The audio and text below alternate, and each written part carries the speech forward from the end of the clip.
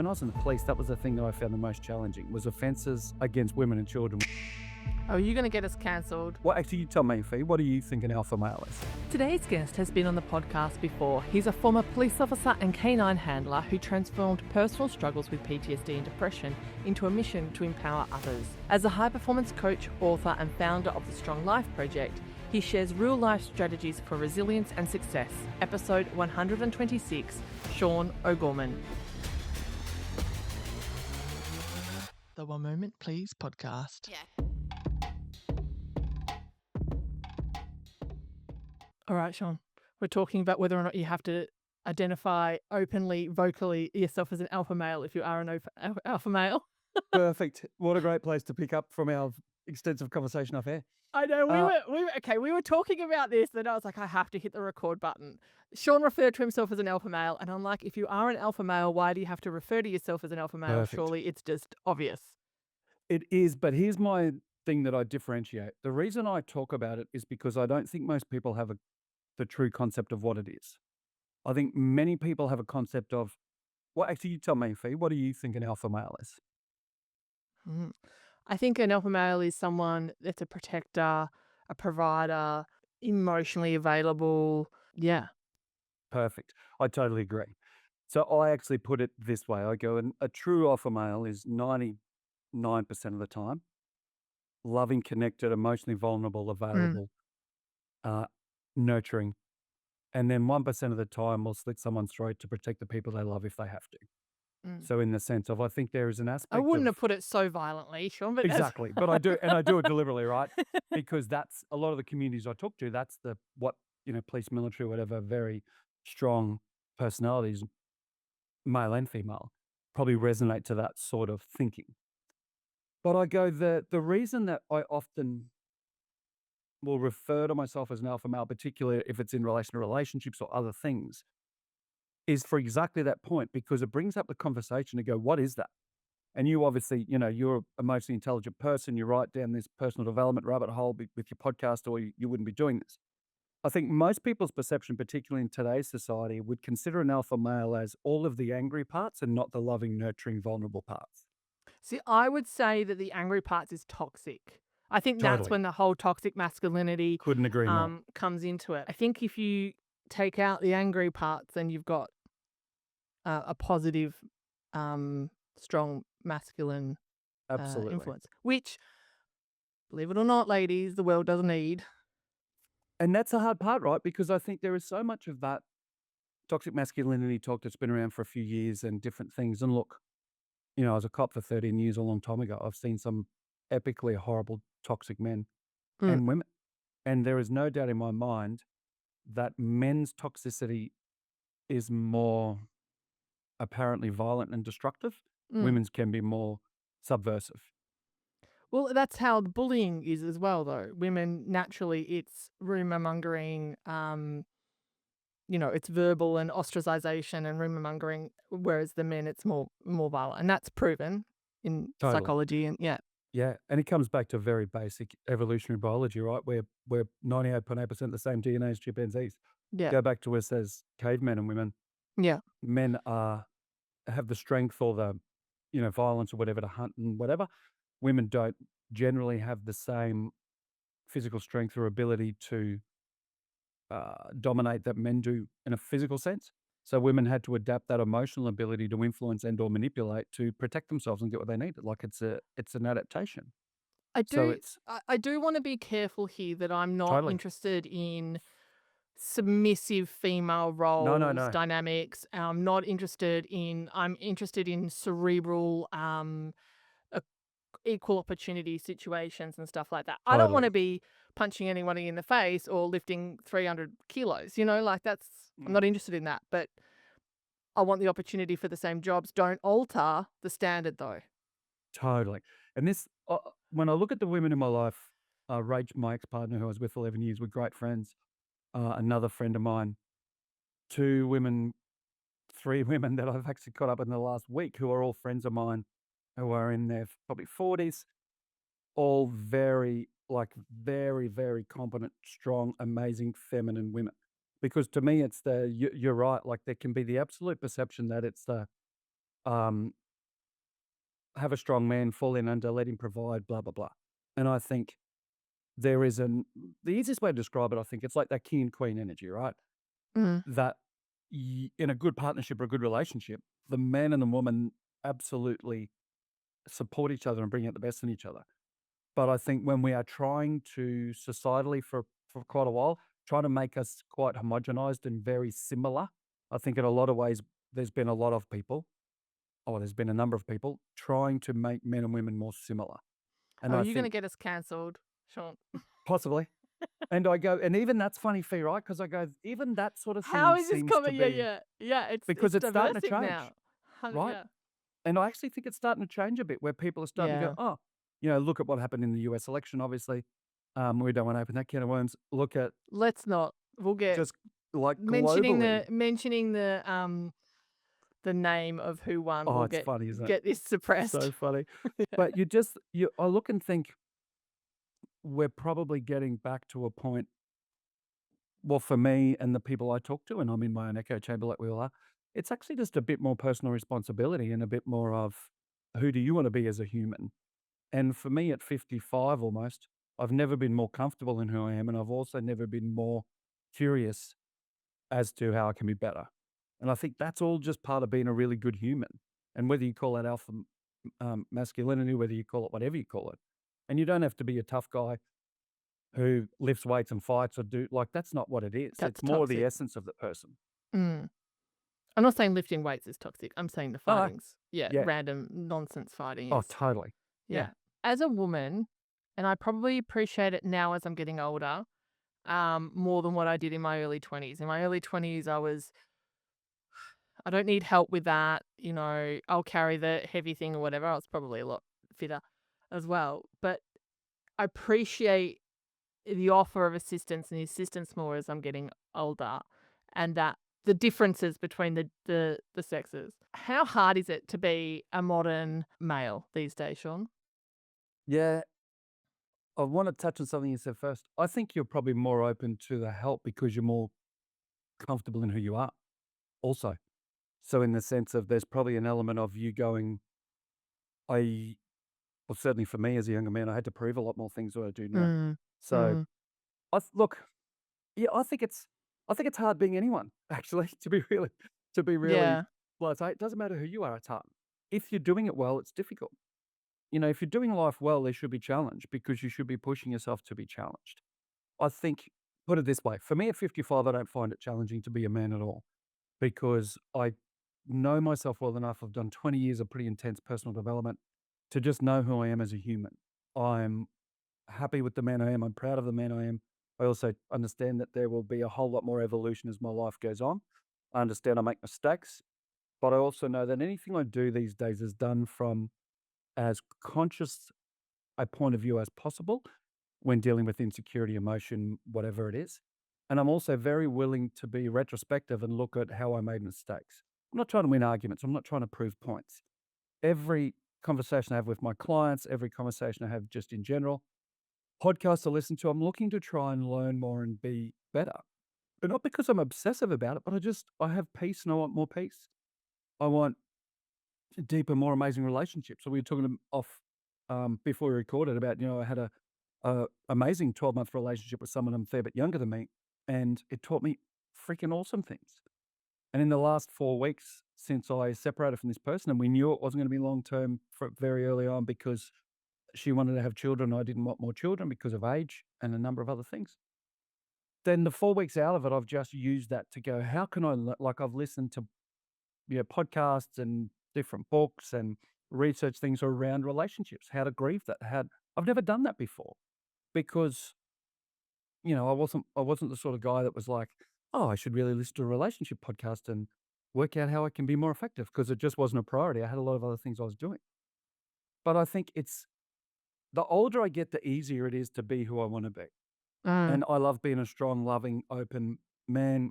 I love being someone who I am very strong in what I want and what I don't want.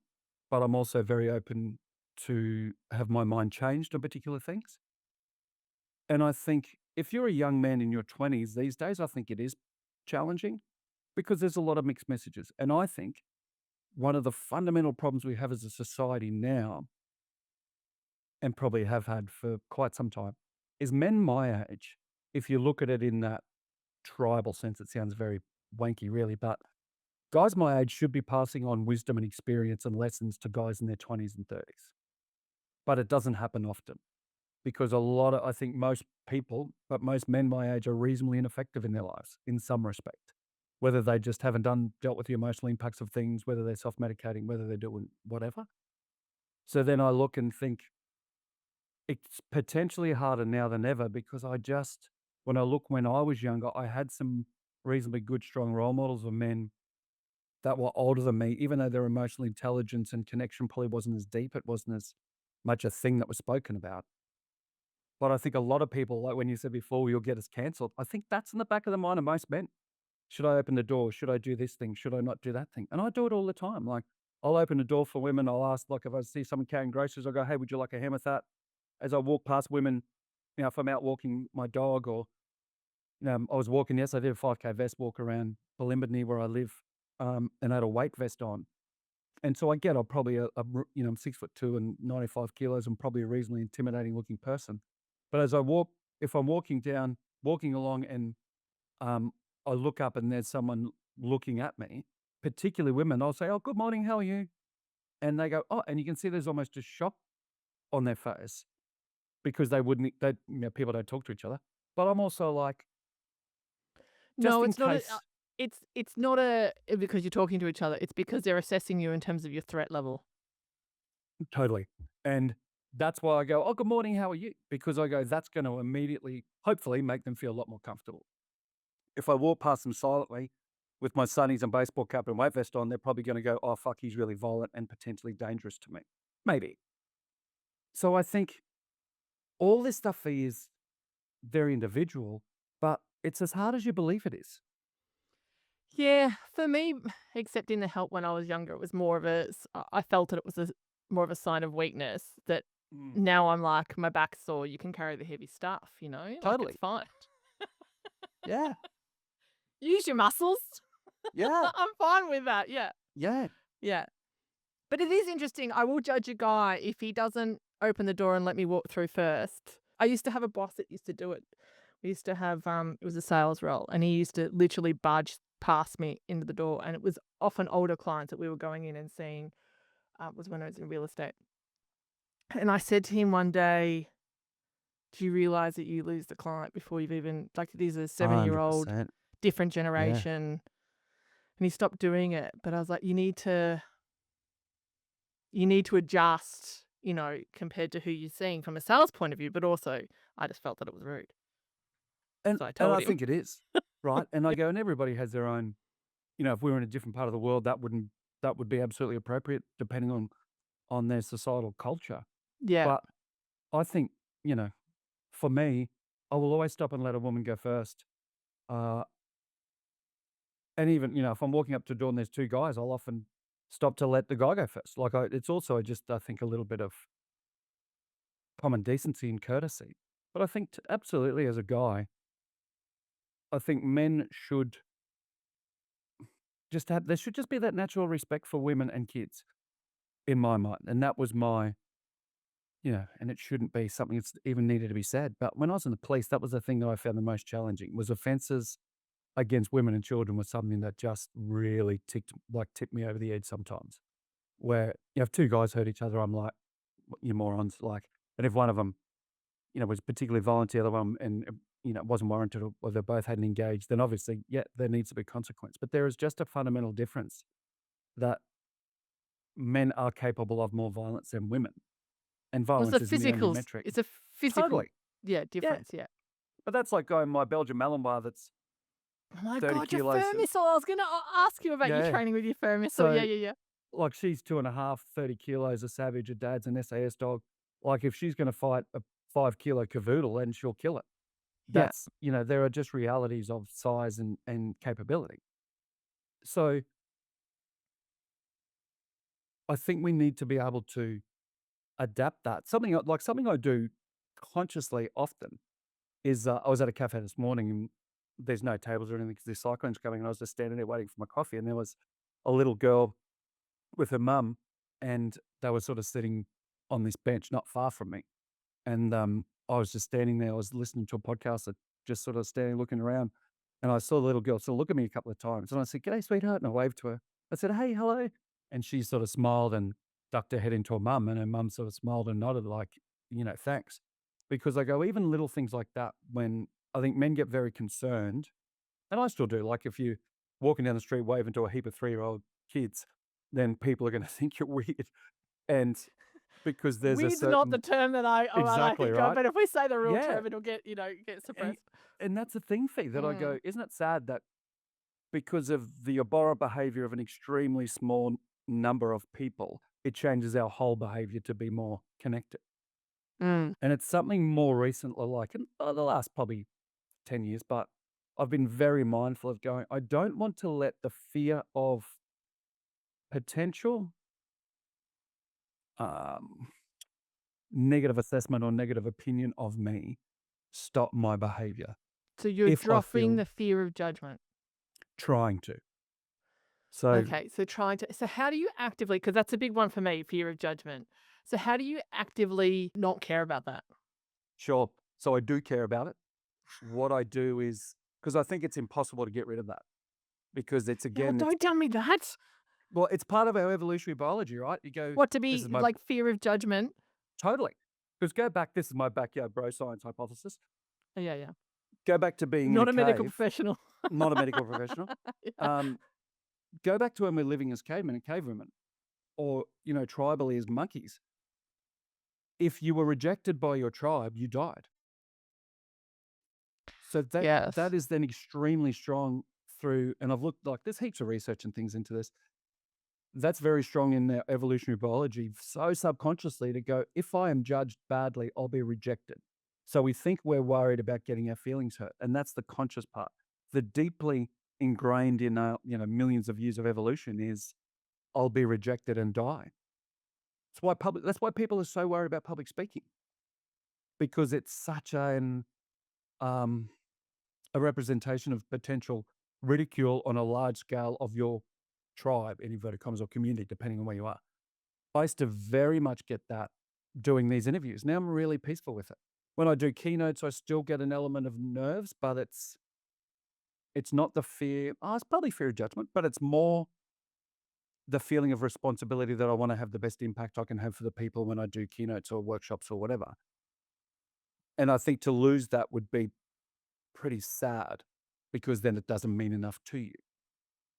So there's something that I've really looked at in the last couple of years a lot for myself, and it sounds a bit woo-woo, but I go, when I follow what feels right rather than what I think, I make better decisions the greatest majority of the time. I can't remember on your first episode, which we went a lot about people. You need to go back and listen to that first episode with Shaun, because we talked a lot about his career and PTSD and all that sort of stuff. So it's been a long journey for you to get to where you are now. Sure. Um, Fuck, I've completely forgotten what I was going to ask you then. Something around The that ADHD. following your instinct, Yeah, following. okay, thank you. So how do you actively listen to that intuition and follow it compared to your head? Yeah, perfect. I actually I developed, I don't know where I got it from. I stole it from someone else, but uh, I actively, I'll put, and this, if you're not watching this, you're listening, I'll put the tip of my fingers into my like solar plex. So Like my your head, sternum area? yeah, my sternum area, right? Right. So, All right. so I'll We're literally doing be it. like, We're I'll doing do it. this, right? Everyone's listening. So, Yeah. so I'll sort of go, look, my head spins a million miles an hour and there's 7 monkeys live there. Like it's the incessant Yeah. thoughts just never stop spinning. Yeah. I meditate a shitload. That helps immensely I saw for on your Instagram intuition. that you just started to meditate a lot. How do you Yeah, go with the incessant, intrusive thoughts that are coming in? yeah, cool. So I've been doing it for 20 years on and off, right? Yeah. And every time I do it, it still feels like I have no idea what I'm doing. The way that I describe meditation to people is it is like training Blaze, my Belgian Malinois. If I didn't train her for at least a couple of times a day, she would be a psycho. And she has an electric collar, that remote collar that I have on her. So If I'm in the park Controversial. playing with her and she doesn't listen, I can have a correction so she's not dangerous. And she's never been in a dog fight. She's not aggressive that I know because I've been very, very, I'm always on top of her to make sure she doesn't get near other dogs uncontrolled. I don't take her places where people are going to walk up to introduce her to other dogs because she has a high PREY, prey drive, which could have her want to attack a dog or chase it. Now, she's Could chased I a walk couple. up to her and say, "Such a Oh, good she's girl"? super friendly, Okay. massively So friendly. I could give her scritches and smooches and she'd Oh, be yeah, fine. 100%. Okay. Like if you walked up to the back of my truck and you weren't intimidated by the look of her, you open the back of the cage, she'd walk off with you. Like she's not aggressive to people at all Okay. until she switches on, and then there's aggression. It's actually pretty amazing. Now, meditation for me is like training the monkey in my head the same as I train that dog. Because when I start to catastrophize and go down a rabbit hole and get into that incessant panic thinking, I have the muscle memory to be able to pull myself back to calm, which I never used to be able to do. That's how I got to PTSD and depression and battling suicide, because the overwhelming, incessant spinning of thought in my head had me so, but just overwhelmed that I couldn't see a way out of it, and I couldn't see how I could live like that forever. So I just wanted that pain to stop, essentially. Meditation and journaling have been two things. So sleep, definitely huge. Food, huge. Training, huge. But I would say sleep is number one. And then journaling, meditation, and food is all probably in an equal, and training is the third priority. And they're all very, very close. But that ability for me to get the thoughts out of my mind onto paper, and I do that in a lot of different ways. I do it with gratitude journaling. I do it with what's called question and answer autonomic journaling. So go on to ChatGPT and search that. It's essentially where you ask a question and then you just write whatever comes down. So if I go, what should I do about this situation? And then I just start writing and I don't question it. I don't think about it. Just whatever comes, I write. And then I go back and reread it. And the idea being that it's more of your subconscious thoughts. It's less fear. It's more wisdom. It's more whatever. And I find that really helpful. And all of this stuff sounds very woo-woo. But what it Where does did is you it get gets... that from? Because you're not I a medical professional. So where did No, that come I from? heard it.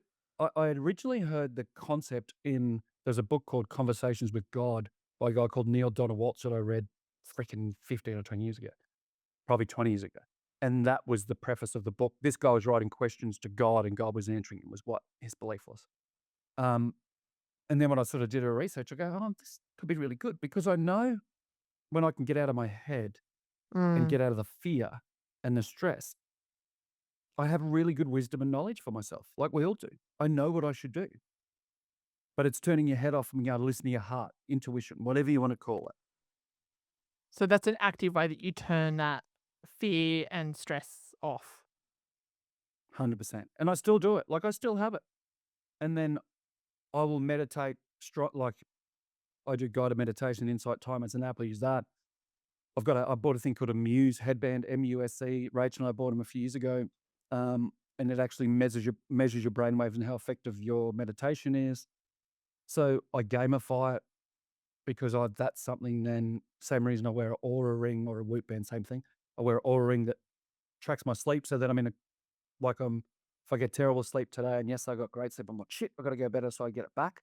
So I find a lot of those quantifiers for me make it easier to be more disciplined. But the ultimate thing for me, Fee, is I know who I am and I know how my brain works. It's 1,000 miles an hour. Mm. It's never going to change. That is who I am, and that's okay. I got diagnosed with ADD last year. I got medication, so I use that, and it's actually really calms me and makes me more focused, which has allowed me to get to much deeper understanding of things a lot faster. So that's been really helpful. Days I don't take it, I'm totally fine, and I could never take it again and be really effective. But I'm also like, what are the things I can do that make my life easier these days? If I look at the very simple part of whether it's instinct, intuition, whatever you call it, gut feel, and fear, if I go back to being a police canine handler, the more violent and high tempo and manic the situation was, the calmer I was and the better I was at it. I still had fear, That's the ADHD though. Yeah. totally. The world would speed up to the speed of my brain, is how I describe it. Mm. When there's peace, I'm so much better now, but I used to struggle massively. So I'd be driving around at 3 a.m. in the dog squad on my own, with my dog, stressing about things that just were no problem because there was no fires to fight. If there was a chase with guys with guns, I'd be scared, but I'd be so calm and because I'd have a focus to go, we have got to stop these people. And I look back now, I can't see well in the dark, um, which I'd never realized back then. And yeah, so it seems so funny now, but my job was to track, like have a dog with a rope tied to it and track offenders that are violent through the dark in the middle of the night and not use a torch so you don't make yourself a target and get shot. And I couldn't see in the dark. So I developed these other skills to be able to read the dog and feel where they were going, as funny as that is.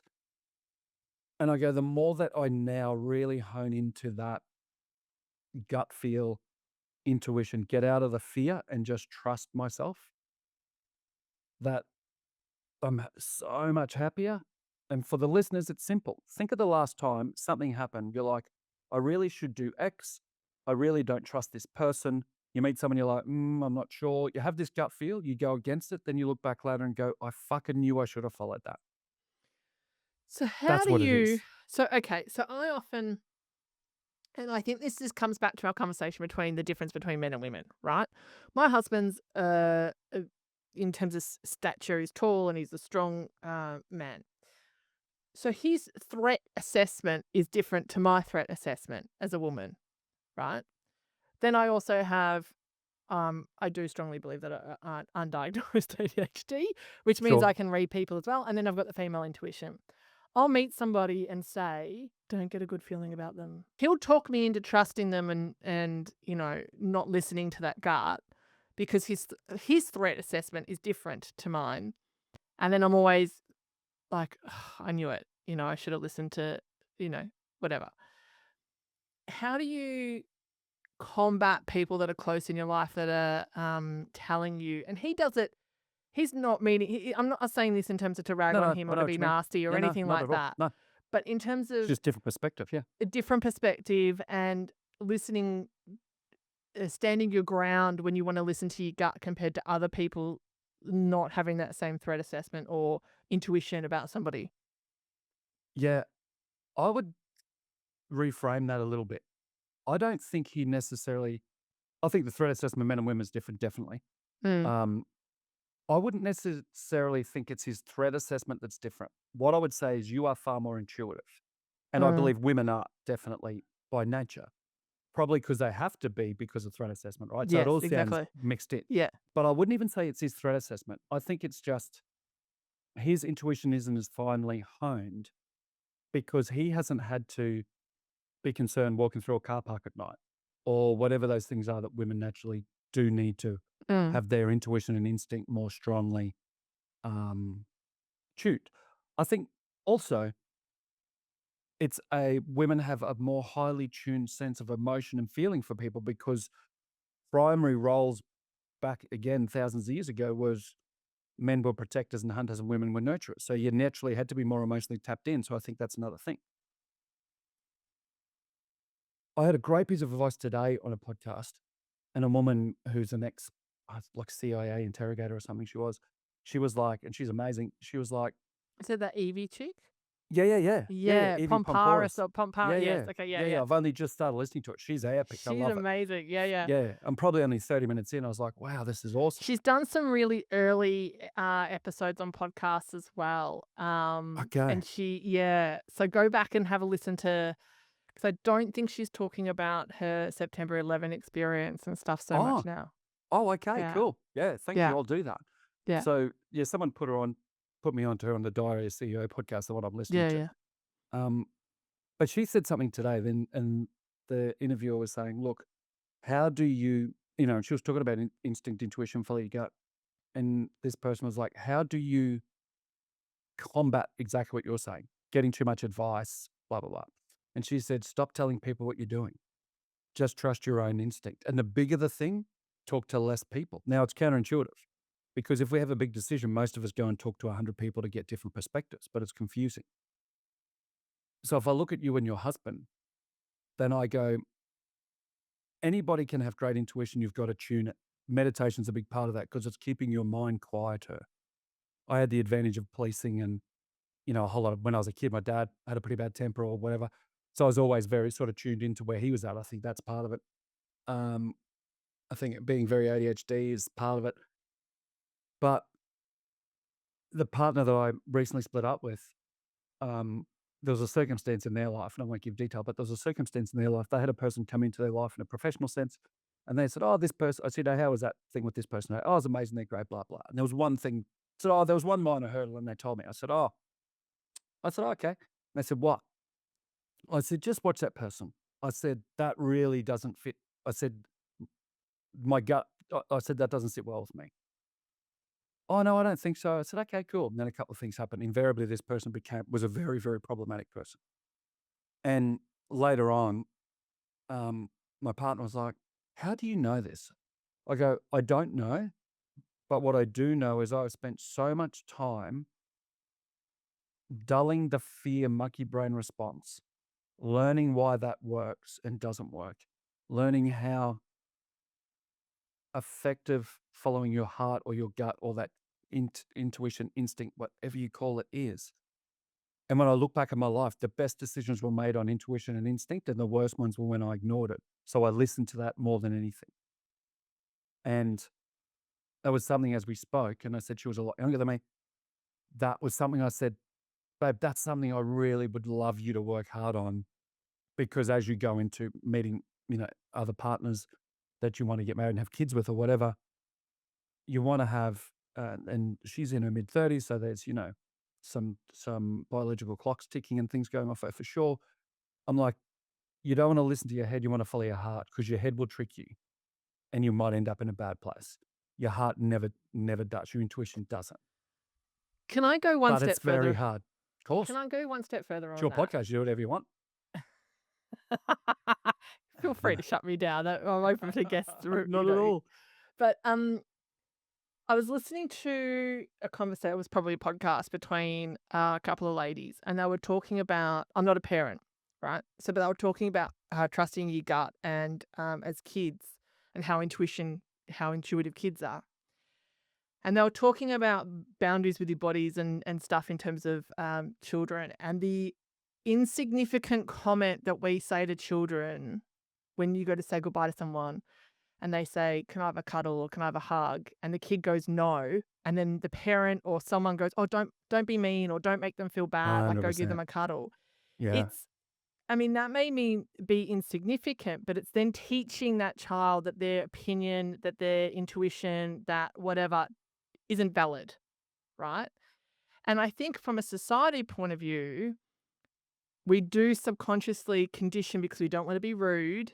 We don't Yeah. want to, Totally. offend, not to trust or not to listen to the gut, to ignore Mm, it.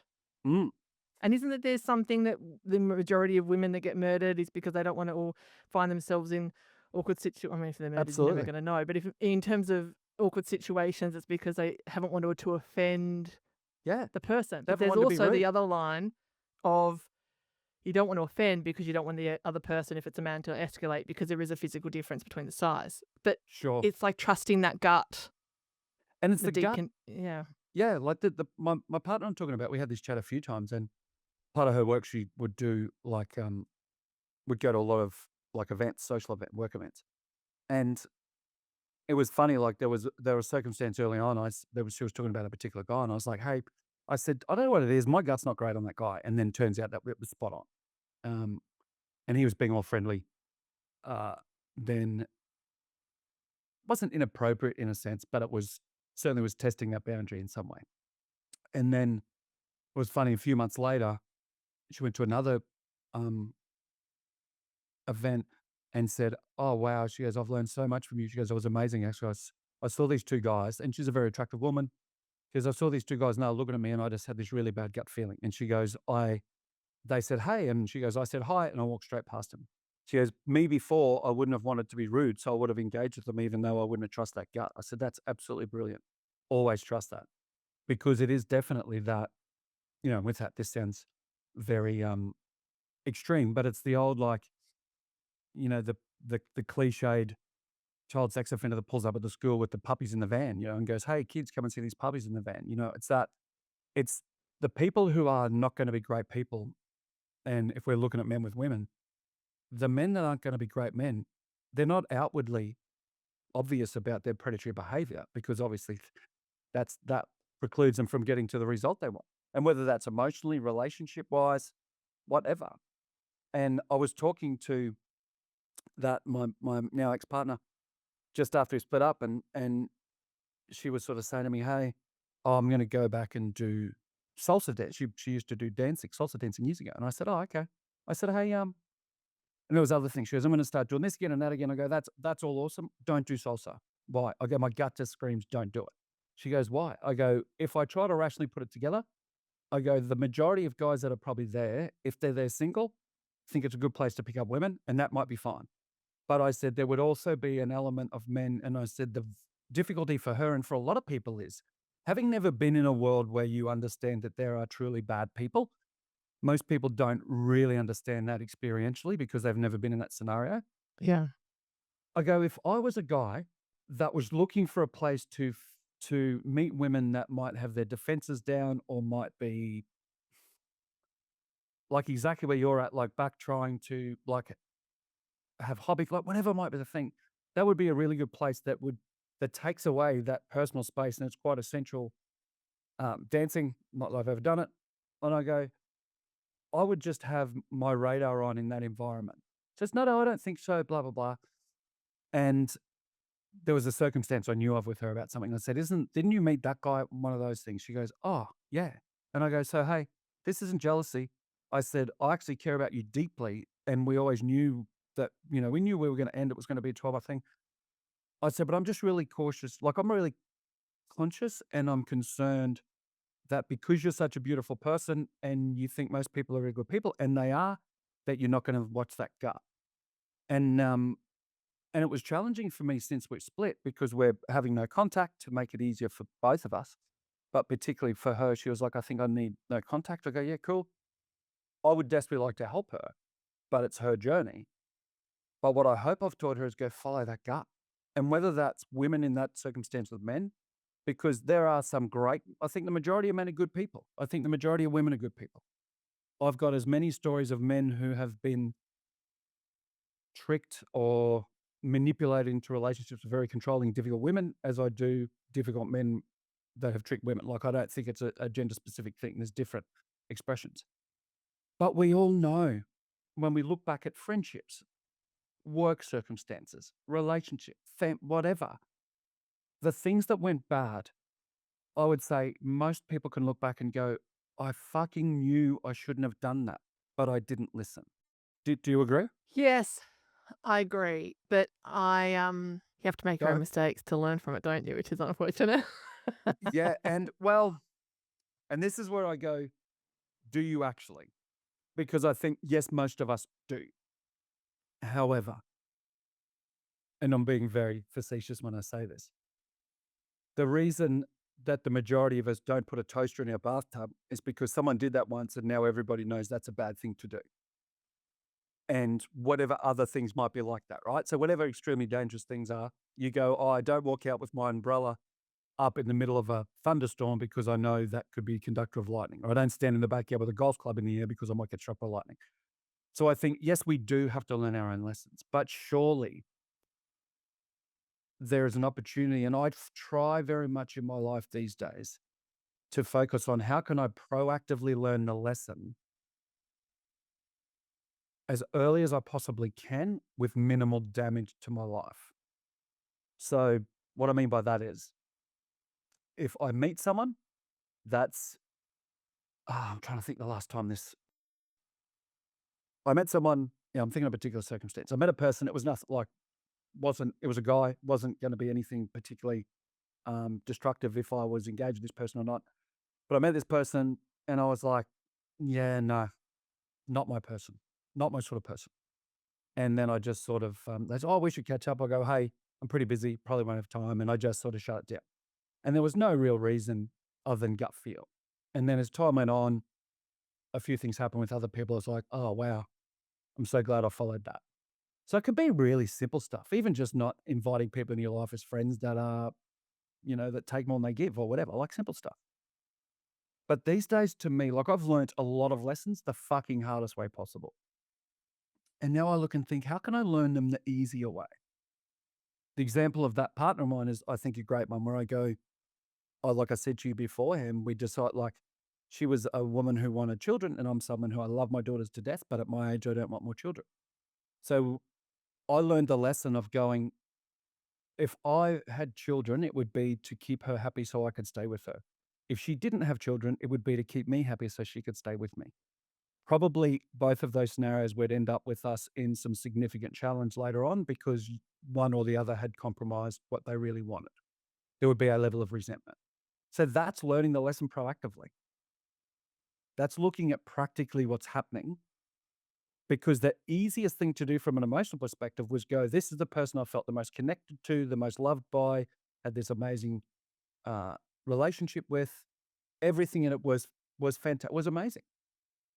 But I was willing to go, the pain of that ending is going to be far less than the pain of in 15 years' time or 10 years' time being in a really horrible, difficult divorce with 10 years of assets and kids or no kids or whatever. And part of me with integrity is going, there's no way in the world that I would want to be 10 years down the track with this person who I really care about and love, and then them resent me because I'd stolen their opportunity to have children potentially.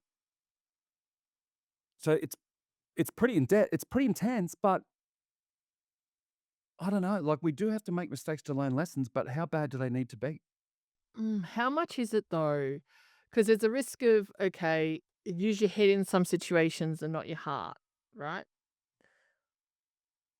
But how easy is it to then walk through life with all the shit that you've seen in the policing, with all the PTSD stuff that you had to go through, with all um, the lessons that you're trying to learn quickly, to not invite people into your world to save the drama? Yeah, and I'm the opposite. I actually, I'm really open to meet people, and before I met this person, I was in a bit of a place of going. I had a marriage for many years, and then I had my relationship with Rach for 11 years, and she was awesome. We just ended up just as very good friends, really, and both recognized that, and it was great.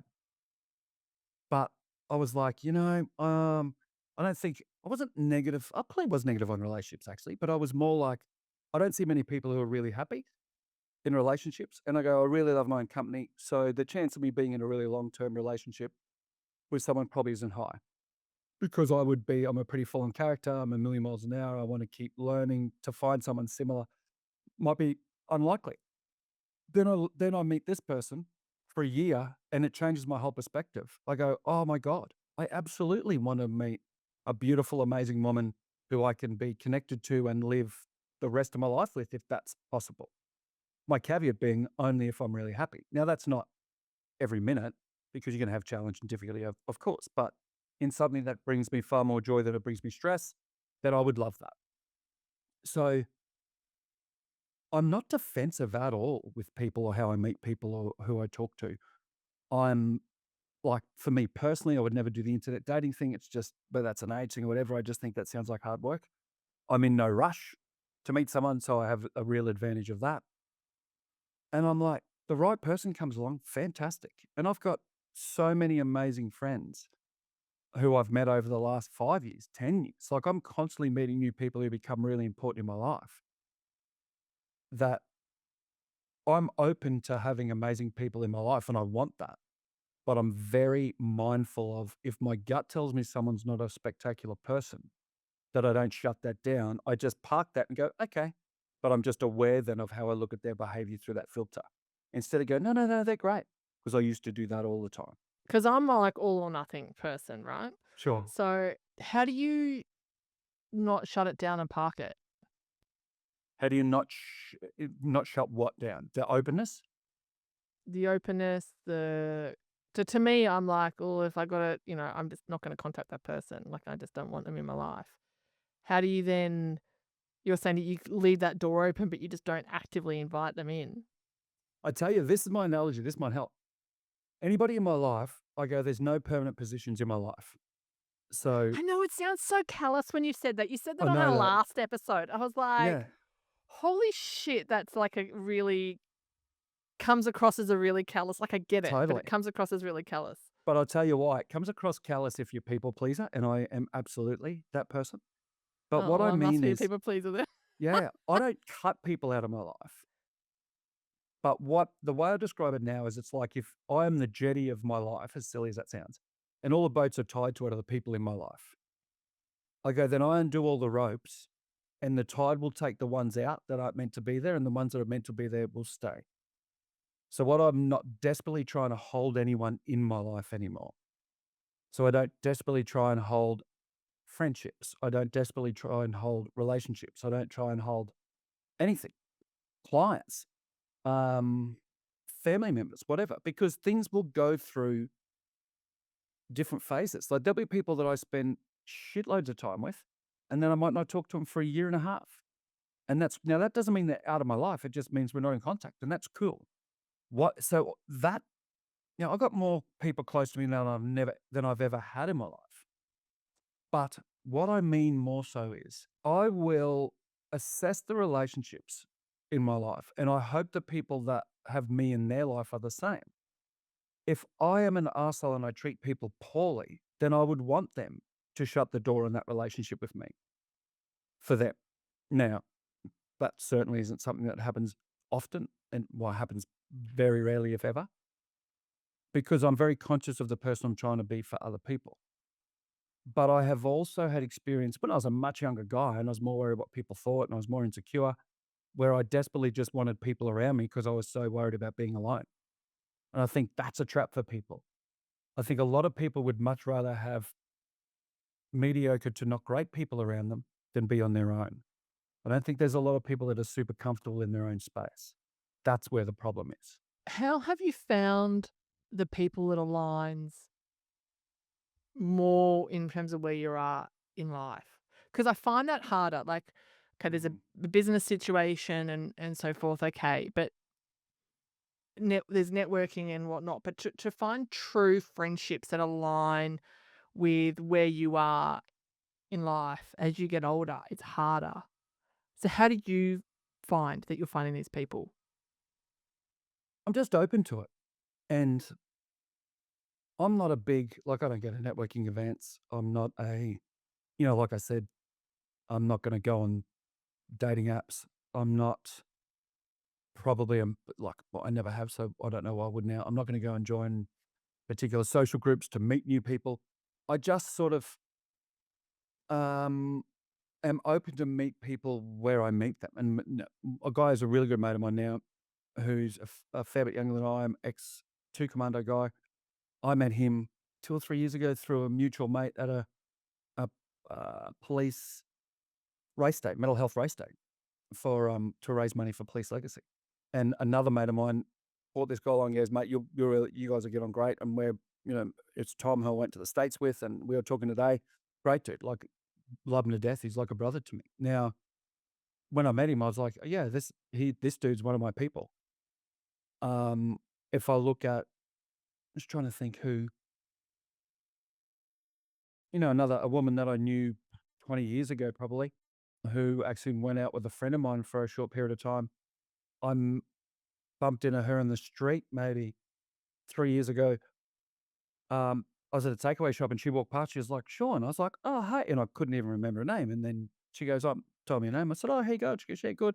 And then we've sort of, over the last 3 or 4 years, might even be longer, she's a PT. She's referred a couple of high performance clients to me and we will connect and disconnect. I think I probably hadn't seen her for but definitely would have been over 12 months. And she reached out to me last week and was like, hey, I've got someone I want to send to see you. I said, yeah, no drama. So I said, let's catch up for coffee. I haven't seen you for ages. So we go have a coffee. I had another friend of mine who's a woman who reached out to me during the week, this week or last week, who I'd met through Rach, my ex-partner, was a friend of hers, my colleague of hers, and this is probably a month ago, she goes, I was just sitting in this cafe, I heard this husband and wife having this argument. She goes, your voice was ringing in my ear about not, I can't remember what she said now, not putting up with shit or something. And she goes, so I said your message, and we went for a hike and had a coffee together. And she's married, like there's no romantic. involvement with her and I, but she's an awesome person. I hadn't seen her for probably a couple of years. So I just sort of, I'm very open to the connection with people, new and otherwise. And if I'm, if there was no cyclone and I went to, I did a keynote recently at an event and a woman came up at the end and said, hey, and I'm like this with guys too, but this was a woman came up to me and said, hey, we follow each other on LinkedIn. I love what you do. She does similar things. She goes, I'd love to connect and talk about it. And then a couple of months later, I was just sort of had a gut feel. It's like, I sent her a message. I said, hey, do you want to have a coffee and catch up? And we became quite good friends. So again, I'm very open to people coming into my life. I'm not shut off or worried about it. I don't sit down and do a checklist of who I think's a good person or not. I don't put them through a polygraph when they're coming in. But what I do is I follow that gut Mm. and I look at their behavior and I go, and it's all this sounds very clinical and it's not even conscious, but if I'm sitting with someone if I'm in a cafe with someone I don't know very well or whatever, it could be a new client. I had a client a number of years ago. I was sitting at a cafe and the way that this guy he's a very wealthy man, spoke to the wait staff was very dismissive and it was the first time I met this guy. And I said, one of the wait staff, it was a woman probably in her 40s, so had a little bit more age, a bit more confidence, than someone a lot younger. And he was the way he was. And I said, and I knew he'd go to this cafe all the time. He told me. And I said to this woman, is he always an obnoxious asshole or is this just for my benefit? And she laughed. And she goes, no, he always is, but we love him anyway. And this is in the first 10 minutes of me meeting this guy. And I said to him, you're quite an arrogant C word. And he looked at me, he goes, I don't think I am. I said, that wasn't a question, mate. That was a statement. I said, why do you treat people like that? And then he was a bit rattled by it. And then we had that conversation, another conversation, and I worked with him for a couple of years and actually helped him out a lot. Now, my gut feel on him straight away is he's quite arrogant, but there's something that it's driven by insecurity or whatever else. Now, I wouldn't have that chat with many potential clients or anyone, but my gut feel in that moment was, I want to test this guy to see if he's actually going to be a good human being and has a good heart, or whether if he had reacted really viscerally to that and been like, who the fuck do you think you are? I go, mate, this isn't going to work. Thanks for your time. See you later. Now he didn't. And we worked together for quite some time. So it's all very specific in the situation. But I spent a lot of time in my life as a younger man just wanting people around me because I didn't want to be alone. Now I go, I want high quality people around me. I don't want anyone in my life where and this is the way I talk about it with people with when I do keynotes and stuff, I go, if your phone rings and you see the person's name and you're like, oh, fuck. Then you got to ask yourself, why do you engage with that person? And often it's family, which is challenging. And then you go, well, do family get more consideration than strangers? Yeah, definitely. But I'm still pretty strong with my family about that too, because it's not, I was going to say at my age, it's not anything to do with age. I think I've just got to more of a point of really being comfortable myself. I really love having amazing people around my life. I love having people I can have good, deep conversations with. I don't talk about the weather. I'm not a big one for, hey, what did the Broncos do? What was the score for the Broncos on the weekend or whatever? That's just not really my thing. So if you have people who don't like those conversations, then they're probably not my people. And it's not because they're bad. It's because we're just different. If you like, You know what I think it is though?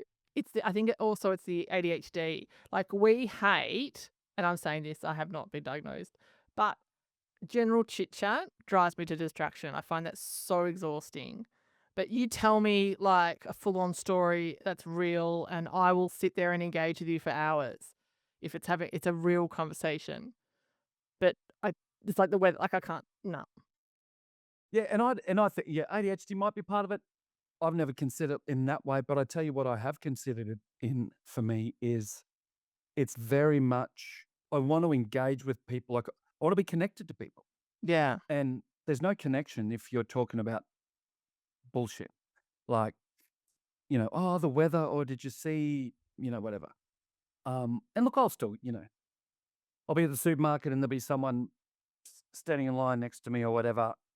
And they'll go, oh, it's a really hot day. I go, yeah, it's a really hot day. And I'm like, and in my head, I'm like, that's just that person's way of connecting. And that's cool. Mm. I'm not going to stand in a supermarket line and go, oh, tell me the most horrific childhood trauma you went through. No. No, of course, No, right? no. So There's time and place. Yeah. totally. So, and I'm speaking very specifically here. Like, Mm. obviously, there's times in my life where I have, if I go to a cafe, predominantly my life, I want to leave people better than I found them if I can. So if I go to a cafe, I'll be like, hey, good morning. How's your day? How you going? Is it busy? Like, I'll engage with the people to show some, um, It's considerate. yeah, just appreciation for them, just some humanity, rather than give me my coffee and, fuck off. I'm not going to talk to you. If I'm on the phone, when I walk up to order coffee, I'll hang up. I'll take my headphones out, like whatever, little things. So this isn't all super deep conversation stuff, but it's just about going, if you love Indian food and I love Asian food, but I hate Indian food, and you go, let's go to Indian, I'm probably going to go, I don't really like that. So I'd rather not go there because it won't be as enjoyable. And if you go, I hate Asian food, and I go, cool, then, and we can't find another alternative, then maybe we just don't have dinner. Like if you have again, without mentioning his name, but you look at the recent US election, then just how polarizing that subject is for people, even in our country, where Mm. I'm like, I find that really interesting. Yeah.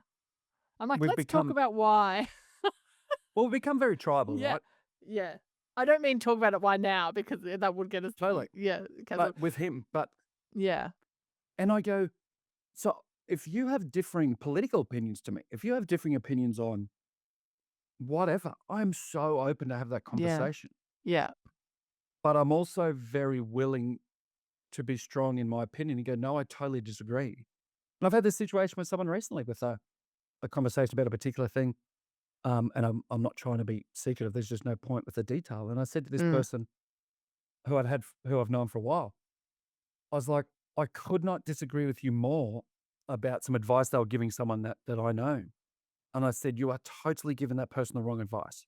I said, if I look at it, you're giving it through your filter of your experience in a particular area, and it's clouding your view. And I think you're really giving them some poor advice. And they were pretty offended by it. They weren't real happy about it. And I said, I'm not trying to fight you or argue with you, but I'm not going to back off and pretend I agree to save an uncomfortable conversation. And that, because to me, I go, integrity is the number one thing that's important to me. I want to be honest and I want to be a good person. I'm certainly not somebody who is, people could hear me say that and go, I'm one of those people that goes, people have got to hear the truth and I'm going to tell them. I don't think that at all. I think there's such a level of arrogance in that. If you and I are having a conversation about something and you mention something and I'm like, shit, I really don't think that's a good idea, but you don't ask my advice, I'm not going to tell you. If you go, oh, I'm going to go and do X, Y, Z, and you're just telling me, then if we're good friends and it's something that I think could be really problematic, I'll say, hey, I've got an opinion on that. Do you mind if I tell you? You might not like it. And if you go, no, I'd rather not hear it, I go, cool. A good mate of mine, I had that chat recently, we were talking about his kids. I said, hey, he said something about it. I said, I've got an opinion on that, but you might not like it. He goes, I said, and we're great friends. I said, so you don't have to hear it. He goes, yeah, I'd rather not. I go, yeah, no dramas. And there was no problem. It was literally, I was like, cool, because it's only my opinion. But in all of that, Men I are think so different to women. well, not normally, because normally men don't even talk I find men more sensitive than women a lot of the time. to different opinions. Just in general, just about life, more sensitive. In what way? I think that, and I'm not talking about my husband here. I'm talking about generally, Sure. right? Yeah. But I think that there's a lot of ego involved as well, and I think that particularly when I'm dealing with what you term as the alpha male, strong Sure. masculine men, which I seem to have I love strong men, so I have a lot Sure. of mates that are strong men. Yep. But I have to do the more gently, perhaps you should consider, whereas if it's someone else, I'd be, I don't know, I just have to Yeah, totally get it. come around things as a woman compared to being able to just have a direct conversation a lot of the time. Every woman that's listening to this will understand exactly what I'm talking about. Sure. But I find that they're more sensitive when you say stuff. Like they'll take things more egregiously. They will find offense to things more easily. Quite Yeah. possible. I would say it sounds very potentially dismissive. I just think you might be talking to the wrong people because also, and I don't disagree. Don't get me wrong. I don't disagree. I think, well, probably getting a while, I don't know. And generalization is so hard, right? Because we're all very different people. But I think men are probably more naturally aggressive and women are probably will back away from conflict more so in a general sense, depending on what it is. So, I don't think women back away from conflict. I think women have learned not to be called and labeled a bitch or totally. aggressive, that we have to tackle things a different way. Because a man will be labeled as assertive and what strong leadership. Totally. Yeah, And yep. we are Absolutely agree. the A biggest ball bitch in buster, the a world. bitch. Yeah, totally. Yeah, Yeah, totally. 100%. So I Yeah, I don't don't think it's disagree. I I think the conversations that you can have towards a man to man are very different to what a woman um like even simple things, right? Like when I was backpacking, like God, 20 odd years ago, right? Working behind a bar backpacking. And when there was guys that were getting a bit too drunk and a bit too rowdy, because I'm tall in stature, I was a lot skinnier then too, but because I was tall in stature, whenever had to cut them off or had to ask them to quieten down a little bit, they would arc up. They'd almost like want to throw punches with me, right? If we got the 5'0" bartender to go up and she had a word with them, no problems. They'd quieten down straight away. Sure. Yeah.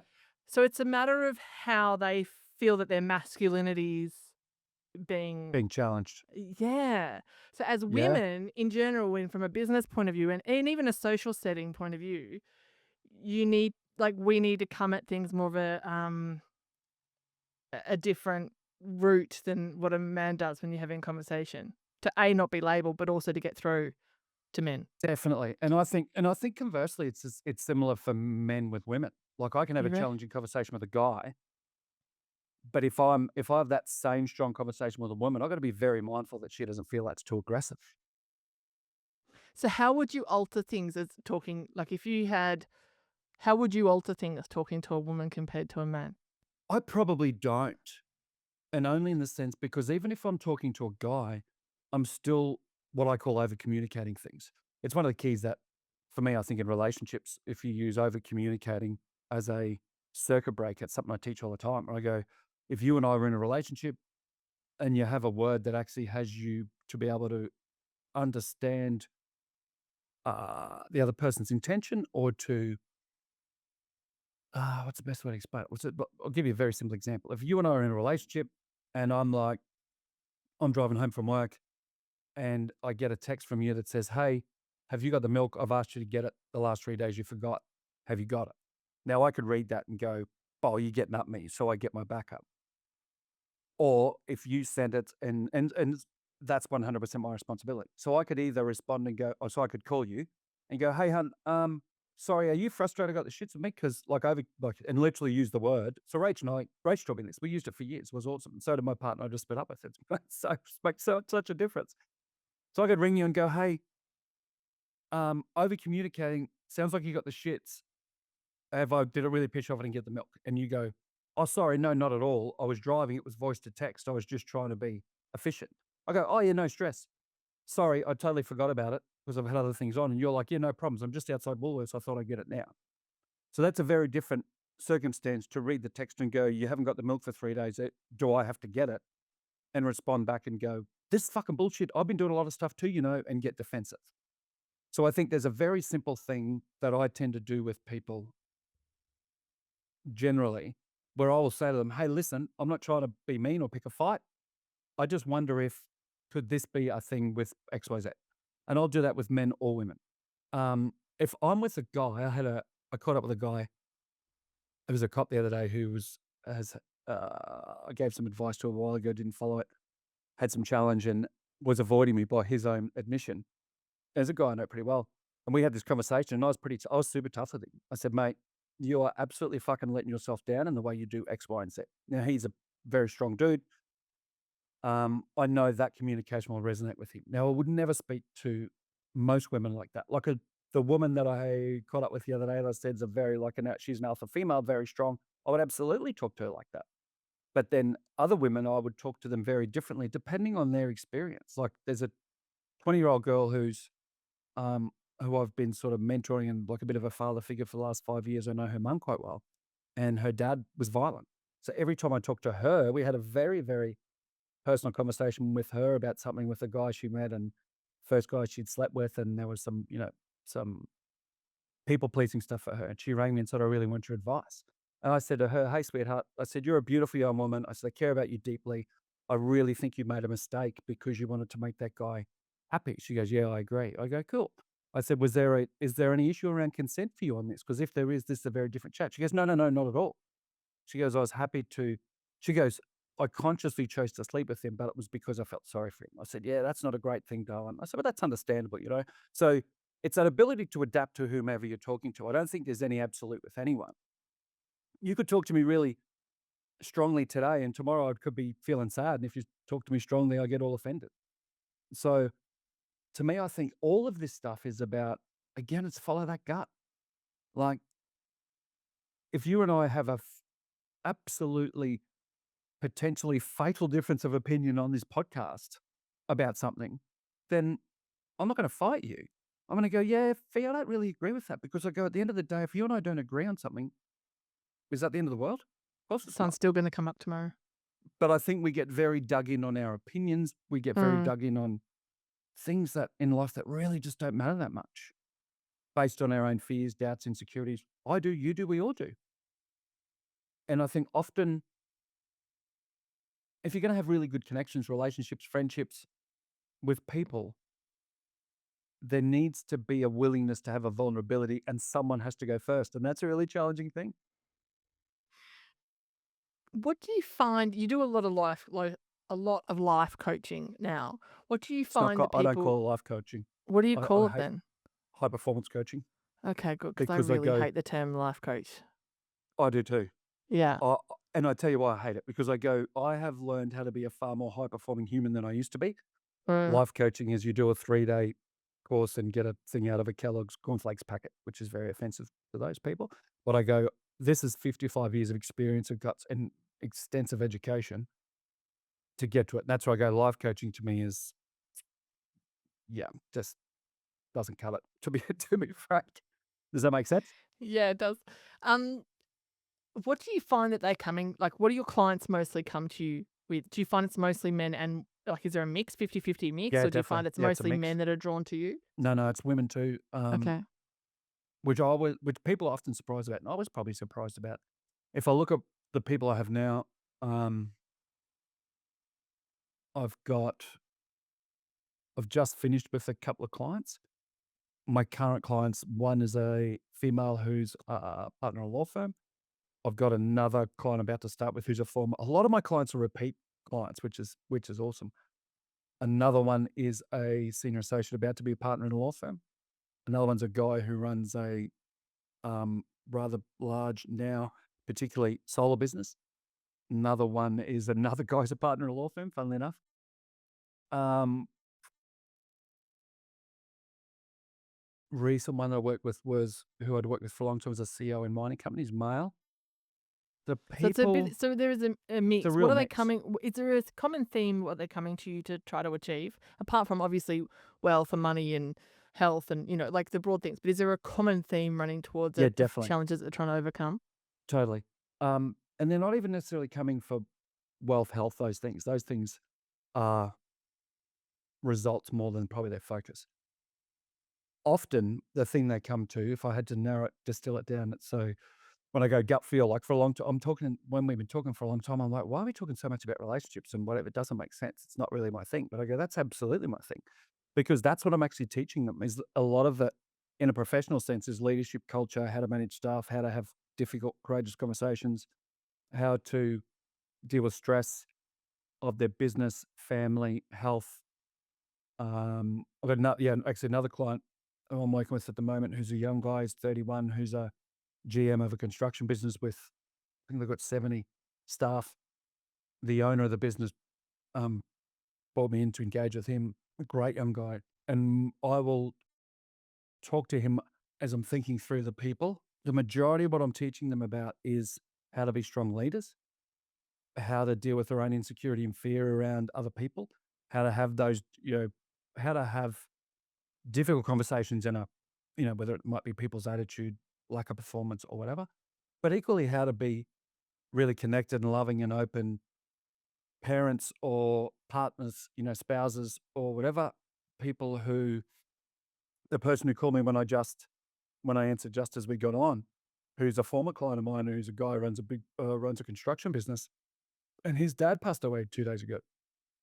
He's gone through some other challenge in his life and a relationship separation. And I'm like, hey, he texted me and said, hey, just to let you know, my dad passed away. We haven't worked together for probably 2 years, but I see him, might catch up, talk every few months. He goes, I just wanted to say thank you. My dad passed away.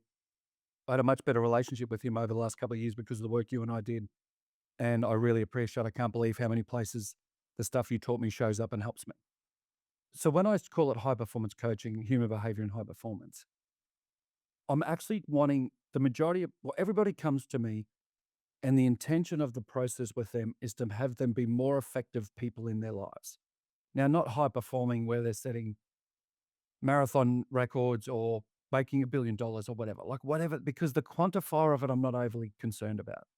It's more working on the fabric of the human in their own self-worth, value, deal with insecurity, deal with stress, fear, learn how to follow that gut feel and trust themselves. Because I think we all know the right things we need to do in our lives. I think as people, we might confuse ourselves. We might put a lot of things in our own way to justify a different thing. After I split up with my partner I was just with, I had this massive sort of light bulb moment in a conversation with someone else where I was like, oh my God, that as much as I was so happy to be engaged with that person and really look after them, they'd come out of a pretty challenging situation. I was like, oh, I used that for 12 months to distract myself away from what I should be doing for me in my business, launching my Police Online course and a whole lot of others. I've never marketed a thing. And I've got a lot of really strong marketing plans for my high performance coaching, for keynotes, workshops, my online stuff, like a whole lot of stuff I really want to smash out. I've got 2 books I've written, almost 3 that I haven't published because I've just never got around to it. So I've been so much about helping other people. This was a very conscious, well, no, that's not true. It was a subconscious distraction away from moving my life forward. Avoidance. Mm. Yeah, because I know what's under it, because of it's a fear of judgment to go, oh, who do you think you are, mate? Like Tony Robbins, what are you, some sort of superstar, are you? Like, and then I catch that and go, wow, that insecurity and fear is normal. So the majority of people I work with in that high performance world, that's exactly the stuff. They're people who it's not cheap that the people come and work with me. So they normally have some sort of financial resources. So they're probably like to a level of effectiveness or whatever in their careers or businesses. But there's still a lot of insecurity and fear that stops them. And the reason I'm good at it is because I'm also working through the same thing. I just need to be further down the road than they are. Do you think there's a difference between imposter syndrome and just having insecurity and fear of judgment? Great question. I think there's a difference. Yeah, what I would say is imposter syndrome to me is probably when there's a lot higher stakes. There's a lot more at stake. So if I'm feeling a level of imposter syndrome, it's probably based in, and this is only for me, it's probably based in the impact that I'm trying to have for other people. Where the insecurity and fear of what people think is probably more in my life. So what I mean by that is if I'm standing up in front of 500 people at a corporate keynote and I'm actually really wanting to have an impact on those people, or at a group of soldiers at the Soldier Recovery Center for the Army or whatever, or in front of my client, one of my one-on-one high performance clients, I'm there to impact them as much as I possibly can. That's probably imposter syndrome, where I'm like, are you really as good as you think? Can you really help them as much as you think? Should you be here doing this? So more self-doubt. More externally focused doubt, can I be as good for them? Right. The fear and doubt, insecurity is more like, do people like me because I'm a good person? when I catch up with them for dinner or something. So I think they're very, very, very similar. But if I had to differentiate them, the insecurity and fear of what people think is a me thing. The imposter syndrome fear that I'm not as good as I think I am is for the impact on the other people. Do you think one's more social and one's more business? Yeah, for me, definitely. Yes. Mm, Yeah, imposter syndrome's more, yeah, professional, business. I'd say. Yeah. Yeah. And Yeah. yeah, and insecurity is more personal. Yeah, definitely. So then how do you act? Is it just your journaling that you do to actively overcome it? The meditation, journaling? Yeah, it's all of it, right? Like, so the stuff I do has very much just become who I am. So I What's don't your drink day alcohol. look like? Because I see you Yeah, on sure. Instagram running up bloody flights of stairs and all this bullshit, like couldn't think And of I, anything worse. so this is the stuff I think that like and often on my podcast I'll talk about this, or when I talk to people, I go, when I'm sitting on the couch feeling like shit, going, "Oh, I really miss my partner and I'm never gonna meet anyone and life's fucked," because I have those moments like everyone. I don't film that and put it on Instagram. None of us do, right? And in some regard, that would probably be helpful for people. But at the same time, I think the content I post is about going, you have to do the work because that is everything in life. If you want the results, you've got to do the work. Want to be happy, I have to do the work. Want more peace, do the work, blah, blah, blah.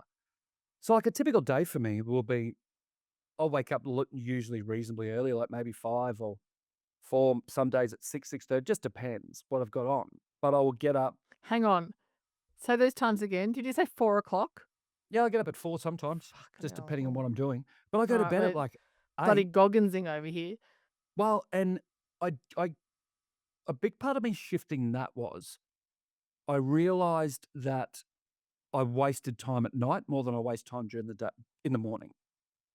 So I'm more likely to sit from 8 till 10 and watch some shit on TV that's absolutely gives me no benefit than to wake up at 4 in the morning and watch Netflix for 2 hours. That's unlikely. Okay, well, I 100% agree with that. But the problem is actually getting out of bed. That's because you don't go to bed early enough. No, God's not even bloody up at 4 o'clock in the morning. And this is where I go. So, and it's all very personal, right? Because I go, there's no prescription. Like I'm not someone that goes, get up at 4, do this, blah, blah, blah. In a day, the majority of days like sleep's really important to me. Um, so I'll get minimum of 7, if not 8 hours sleep because I know that makes a huge impact. It's meant to be 8 hours Then for men and 10 for women, isn't it? is it 10? No, I've never Yeah, heard for that. women, for women it's about 10, and Wow. we average a Never get lot that. less Yeah. than that. Yeah, Wow. yeah. I had no Women idea need it was that. more. Women need more than men. So let your women sleep. Make a breakfast in bed. Wow. I didn't know that. Yeah. Yeah, That's yeah. We're interesting. meant to get 10. Okay. Yeah, Yeah. for Cool. our hormone levels Sure. to work properly. Yeah. For hormone regulation. And yeah. Hmm. Okay. That makes sense. So I'll try and get 7 or 8 hours sleep. I'll, at some stage, I'll go and do weights or I'll do some sort of, I might run stairs. I might do, lately I've been doing a lot of 10K vest walk, like literally just walk along the river with a weight vest. I know. Um, And you love telling I'll people. I noticed it before when you're like, I was going for a walk with a weighted vest on. totally, well, I'm not just going to walk Yeah. normally. That'll be weird. I will, and think like that, to me, it's only a 10 kilo vest. Like it's not that heavy, but what it is I want to do things that easy way, even the difficult things. And I mean, if I can go for a 10K walk and wear a weight vest and I get 20% more effect out of it in that time frame, then I'd rather do that. I'll normally meditate probably like if I averaged it out, I'll do it for a week, then I won't do it for a week. And it's the thing that more recently I'm really focusing in on building a structure to meditate more often because when I do, I feel so much better. That is probably sleep and meditation are the two things that have move the needle the most for me. Um, Next is probably food. If I eat shit food, I feel it. If I eat highly processed food, high sugar, whatever, I feel flat, feel like shit. It's like a hangover because I eat pretty Mm. clean. I don't drink alcohol. Haven't for 9 years, 9.5 years. Uh, Probably the best decision I ever made because I just don't even think about it now. It's not even a consideration now. I will, um, if I'm going to listen to I'll listen to music sometimes, but not heaps. I'll often wake up in the morning, and when I get in the shower, I'll put on some music or something to listen maybe. Sometimes it's nothing, sometimes it's a podcast. But I listen to a lot of podcasts, One moment plays and at the top of your list. 100%. And Mhm. the reason I listen to a lot of podcasts is you can get the essence of the information, probably whatever, 90% of the information of someone's book, Yeah. life story, whatever, in a podcast rather than spend 10 hours listening to an audiobook. Mhm. And for me, in my life, perfect is the enemy of good. So if something happened the other day, I can't remember what it was, and I ran out of time. I had time to go and walk 3Ks. My weight vest was at home. I didn't have time for the gym, whatever it was. And I was like, all I was going to be able to do that day was walk 3Ks. So I went and walked 3Ks. And when I finished it, and like before I started, I was like, oh, this is a waste of time because I'm like, oh, it should be 5 and it should be this or it should be that. And I should have a weight vest. And then I was like, just do what you can do. So I did 3 and I felt, it was better than doing nothing. I am very conscious of having as little toxicity in my life as possible.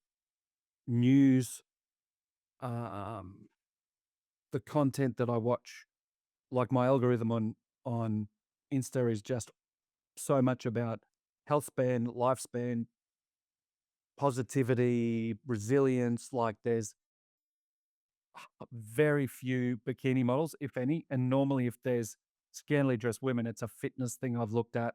And then and again, this is That's all just right, me Sean. You personally, can right? justify looking at women in bikinis. It's Yeah, fine, no problem. exactly. But Yeah, I actually go, if I'm looking at my where you open your search screen on Insta.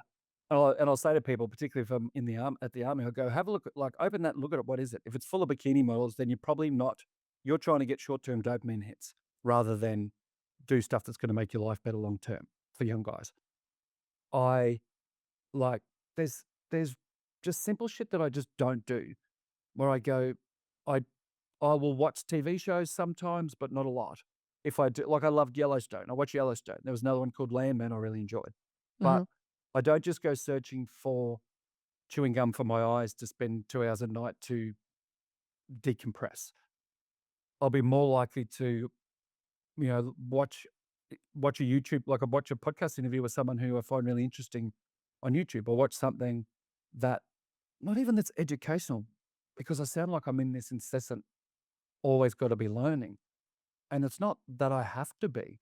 It's that I feel better and I'm happier when I'm constantly evolving, learning new things. I think it's also it's a learning things that's occupying your brain, right? Yeah, Like if I watch something mindless on TV, I'm also playing a game on my phone because totally. it's so mindless. Whereas I can Yeah. sit there and watch something that's of interest to me, of an interview or of a podcast, or learn something about, I don't know, bloody crypto or something, and I'm not having to do that. I think it depends on the level of engagement of your brain as well. Definitely. Um, yeah, I don't know. I think I do want to circle back. I know I sort of cut you off there, but I do want to No, circle no, back. You were it's okay. talking about you not drinking for the 9 years. There's a lot of listeners that are um, ex-military, ex-police, ex whatever, that have a strong drinking culture that listen to the podcast. And some of them I'm mates with, some of them not. And it's a very much a social situation in regards to the drinking culture, and I'll often have conversations with them in regards to, oh, I should cut down or I quit, but what did that look like with the boys and all that sort of stuff. Sure. From a social setting point of view, how do you overcome that? Yeah. It's a great question. And I've got like this heaps of stuff I think about this. If I look back to the friendships I had when I was 25, 30 years ago, the commonality was we all drank alcohol. Mm. Full stop. We were cops and we drank alcohol. I still have a handful of really good friendships from that time, but the majority of people, that was the commonality. I have a very, I don't know if it's unique perspective. I have a very strong perspective on I don't do reunions. Like I've never been to a school reunion. I don't do police academy reunions. I went to the 50th anniversary of my dog unit. That was a reunion. It's one of the only ones I've ever done. And because I go, it's a whole, people are in your life for a reason, a season, or a lifetime. So you will have lifelong No one's friends. I've got permanent. yeah, but just depends, right? And I probably should. We didn't even explain that properly. When I say there's no permanent positions, I want to be really clear. That doesn't mean that everybody's on 10 Dogs about to get kicked out if they say the wrong thing. What it means is, like, people talk about having a really permanent job, right? So cops go, but I've got a really secure job. I go, unless you fuck up bad enough, then there's no security. Everybody, like, I'm married and that's a permanent relationship, unless you cheat or something happens, right? So there's always everything's permanent so long as people show up and put in the effort and do things with good integrity. So I go, I've had like my my longest friendship, one of my great mates I've known since I was 13. So like I have a lot of friendships that have like decades, and I have friendships that are 6 months old. The no permanent positions thing is there's n- there's nobody that I will, even my daughters who I love more than anything, and they're the most permanent people in my life. They would have to do something pretty significantly poor for me to not engage with them, obviously. But there are things they could do. And it sounds so ridiculous. And this is where I think very differently to other people. But I go, if one of my daughters ended up being like was involved in fucking human trafficking, then I wouldn't be close to them. Right? Now, that's probably not a big risk. So what I mean by that is it's not that I kick people out of my life. Like that hardly ever happens. People, I have friendships that drift in and out due to time and location, different things for sure. And then we reconnect. We go, hey, I haven't spoken to you for 3 years. Oh, it's amazing. I've got a mate in Canberra that I might talk to every 6 months, 12 months, 18 months, and then every 3 weeks. So it just depends. But when I say no permanent positions, it's similar to this thing, right, with alcohol and friendships. Is I go, I fucking love having people in my life and I'm a very loyal friend. Friendship to me is, I've got friends of mine that are, another guy I've known for 35 years that I call my 3 a.m. friends. Is a dude that I could call and go, come to this location, don't bring your phone and bring your shovel, and he would be there. Now, obviously, the inference being we're going to bury someone. No, that would never happen. But you get what I mean. So I've got a handful of those people. But it's They're him and good. I have had They're good people to have, like that level of totally, friendships. Yeah. yeah, totally. But people are at all different levels, right? He's a dude that I used to drink with heaps. Now, there's other people that, one guy that he's still very good friends with that I'm not, because we ended up working in the corporate world together, and this guy did some pretty sketchy things with me, like trying to cut me out of jobs a couple of times and things. And so I was like, yeah, so that guy's not going to be my friend anymore. I don't hate him. I'm just like, yeah. So if you're in my life and we've got 30 seconds or 30 years together and you make a mistake, I'm like, no drama. We all make mistakes. You don't hold If grudges. no, not anymore. I used to, definitely. I because I look at it and think, I hold a grudge. I used to go, if you can't hold a grudge for 30 years, why would you start? I don't even Yeah. know why 30 years was the number. Oh, that's the minimum.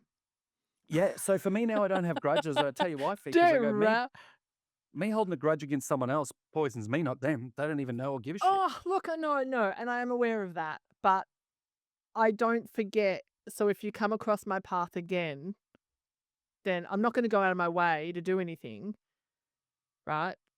But I've got a really long memory. I'm like an elephant.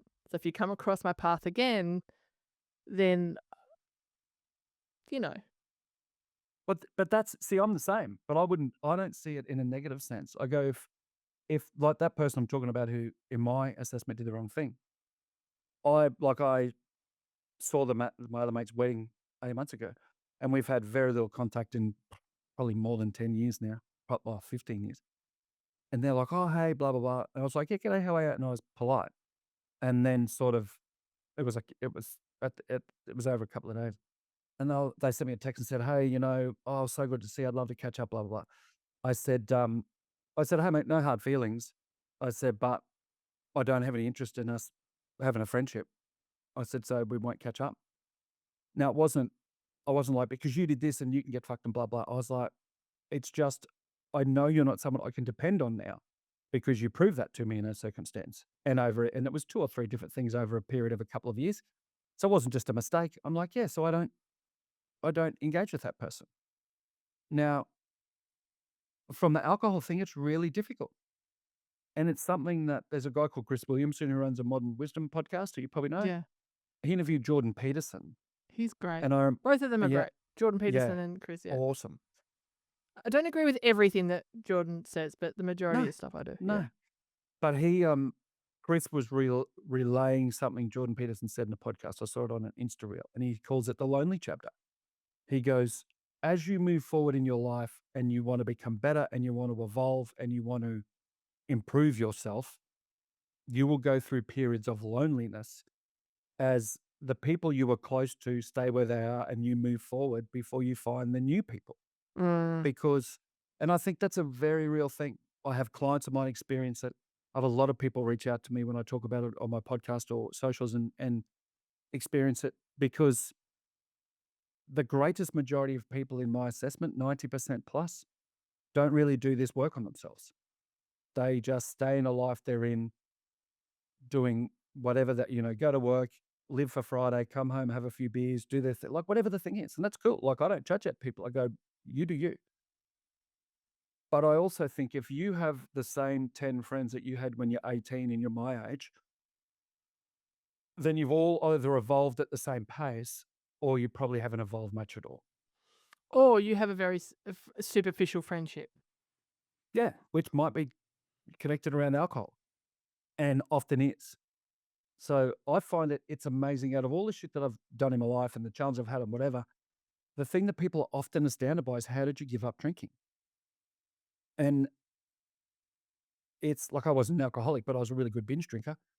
And my pop was an alcoholic, so I was always aware of that. But I'm like, it just got to the point where the pain of drinking was more than the pain of not. And I would go out socially with friends of mine. And also, as I think, as you get into me in my 50s, I still know there's heaps of people who still drink a lot, but probably more at home or whatever. There's not a lot. You're not going out to clubs or doing whatever. If you're 25 and you give up drinking, that's more challenging than 55, probably. But I also think I had some of the most fun, crazy stories that happened when I was drinking.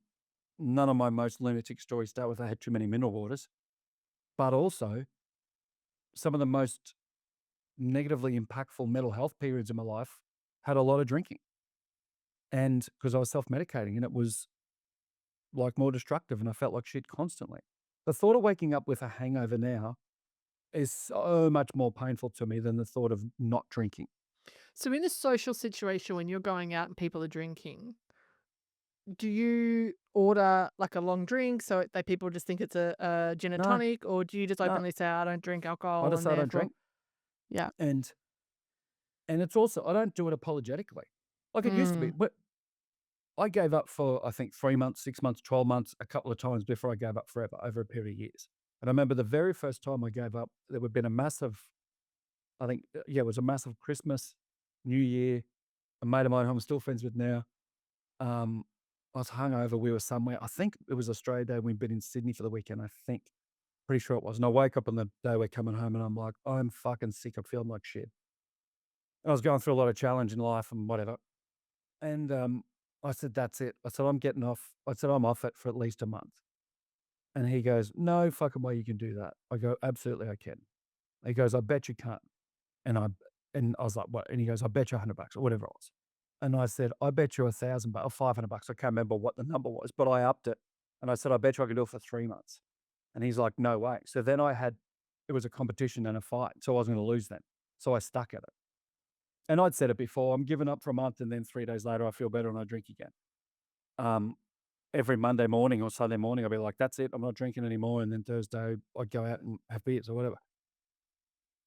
So it was a difficult process. But what I realize now looking at it, it's, and I'm not anti it. If you want to drink, knock yourself out. But it's freaking poison. It's one of the biggest precursors, they reckon now, to Alzheimer's and dementia is alcohol. Huge impacts on cardiovascular health, huge impacts on premature aging, all of the things that I'm like, I don't want any of that. So the same reason I don't eat shit food every day, I don't drink. Now, does that change my social habits? Yeah, absolutely. But not necessarily for the worse in the Mm. sense of So you're unapologetic if it's in a social setting. totally. Do you Yeah. avoid going to the pub with people because of that? Um, probably a lot of the people I mix with don't drink a lot now, Mm, so I don't go. It's amazing how many friends of mine have stopped drinking off the back of me or other people not drinking, not just me. mm. So, but if some like when I met my partner I split up with recently, that was at uh, a client of mine was going to this work dinner with the business she works for and said, "Hey, we're going to this work dinner. I know it's not really your thing." I said, "Oh, yeah, look, I'll come." And then I met her there. And like, so she was having a few wines, everyone else was drinking. I was drinking mineral water. And then we were there from 7 till midnight or 1 in the morning. And I was like, I don't need alcohol now to be comfortable in social situations because I think most people use alcohol, whether they're aware of it or not. And I did to quell social anxiety. Oh, 100%. Mm. So 100%, people have a yeah. couple of drinks like before they go to the thing, so they're not anxious about walking into the, the social environment or Yeah. whatever. So I don't have that social Oh, God, is anxiety that now. why my bloody social anxiety's gone up? I actually developed an allergy to alcohol, so I haven't drunk. Ah, Very random. I feel yeah. So got stung by a bee, became anaphylactic. I was beekeeping at the time, wow. and since then a whole lot of my allergies have got worse, and I developed a whole lot as well. Um, so becoming allergic to alcohol was one of them. So I can't Wow. drink. Yeah, Yeah. random. See, that's Yeah. interesting. Yeah. Yeah, yeah. So So random. I so from a social situation, I do, but people don't question it. They kind of go, "Why aren't you drinking?" And go, "I'm actually allergic." Then they want to know all the gory details. But yeah, it does change the social dynamic slightly. And if people say to me, "Why don't you drink?" It's funny. Often people will. I go, "No, I don't drink," and they go, "Oh," and either it's like, "Oh, okay," and it's like they probably think you're an alcoholic, and I'll say to them, "I'm not an alcoholic," or if that's the gut feel, and they go, "Oh, oh." "Well, how come you don't then?" I go, "I just hate feeling like shit in the morning." And they go, "I know Mm, who I am. I don't have 2 drinks, I have 200, so I'd rather have none." And they're like, "Oh, that makes sense." And then it's amazing how often the next comment is, "Oh, I would love to be able to give it up." Like, but and I then they can't. go into whatever. Yeah, yeah, Yeah. yeah. And it's funny, right? It's the only drug that if you don't take it, people think it's weird. If I go out and I go, "No, I don't do heroin," they don't go, "Oh, fuck, that's weird. Just Oh have a no, little bit of people think heroin." that if you don't, I judge people if they don't drink coffee. Yeah, do you? Yeah, me too. Well, I love coffee. Yeah, Yeah. I exactly. think if you That's don't why drink I coffee, judge you're people if they don't drink you're it. you're obviously a psychopath. 100%. Totally. What's your police online stuff? So I'm gonna launch it soon. I've been doing it for 3 or 4 years and fucking around with it. It's Are going to you be comfortable a, talking about it now? yeah, yeah, totally. Okay. It'll come out in the next month, 2 months, whatever. If people wanna see about it, just go to my The Strong Life Project Insta. I'll be putting it out on there. It's going to be a course that is predominantly focused to the US, and it's gonna be like a high performance mental resilience course for cops. The reason I'm doing it there particularly is the generally, I think people in the US are more open to doing work on themselves, and there's just a lot more people Mm. than Aussies. Now, if there's Australian police who wanna do it, 100%. And what I will be doing is, um, when they like, because of the exchange rate, I discount it for Aussie cops, so it's not too expensive or whatever. But it's going to be 3 hours of content that or 2.5 hours of content, which is a little bit extended version of the workshops that I've done for cops around stress resilience, touch on sleep, nutrition, all that, families, relationships, how to deal with all of that. It's I've got 1,100 anonymous responses and 91.8% of it rated the content 5 out of 5. So it's very, very strongly tested information. I've got a lot of positive feedback on. I'm going to attach it to a closed community for police officers only, and because I think there's not a lot of I think there's a lot of stuff for military and other people, but I think cops don't have their own spaces where they're surrounded by the like-minded people as much. And it's also not for the cop who it's for the guy girl who's really wants to kick doors and do their job and be really effective, wants to be an amazing parent, wants to be someone who just lives a great life. And it's not for the person who's like, "Oh, it's unfair, the job sucks, it's not, poor me." It's not for the person that, if you want someone to feel sorry for you, you should join another thing. It's not gonna be that. It's gotta be for the person who goes, "Hey, I'm I used to be I am a person who's really works hard and is high performing in my job, and I love it. And I want to make sure I don't get to where you got to with PTSD and suicide and depression, lose my career. I don't want to end up divorced. I don't want to end up alienated from my children, battling alcohol, drugs, porn addiction, like whatever. I know this job has a massive negative impact on people, so I want to proactively do the work to make sure I don't get there.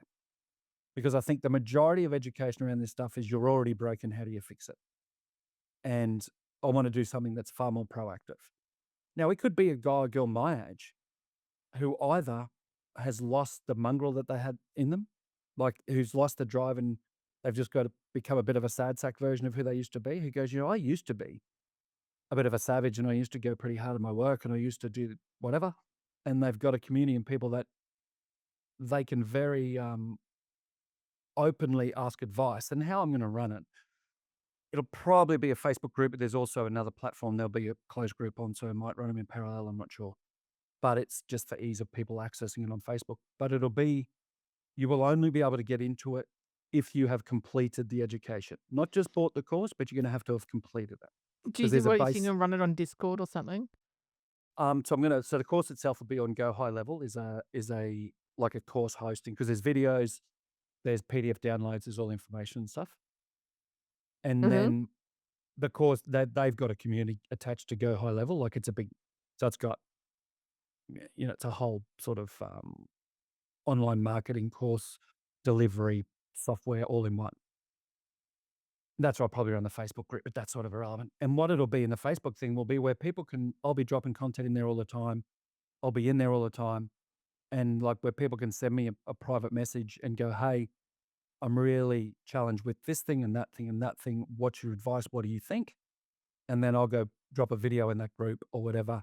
And over time, we'll categorize and tag those. So there's a library of information. So people don't have to identify their deepest, darkest fears and secrets, but it's the old, when you're a kid and the teacher would say, if you have the question, ask it, because there's another 6 kids in the class who've got the same question. So really that for me, because so much of my focus in my day-to-day in the business is now in that high-performance corporate world. It's not so much in that police world.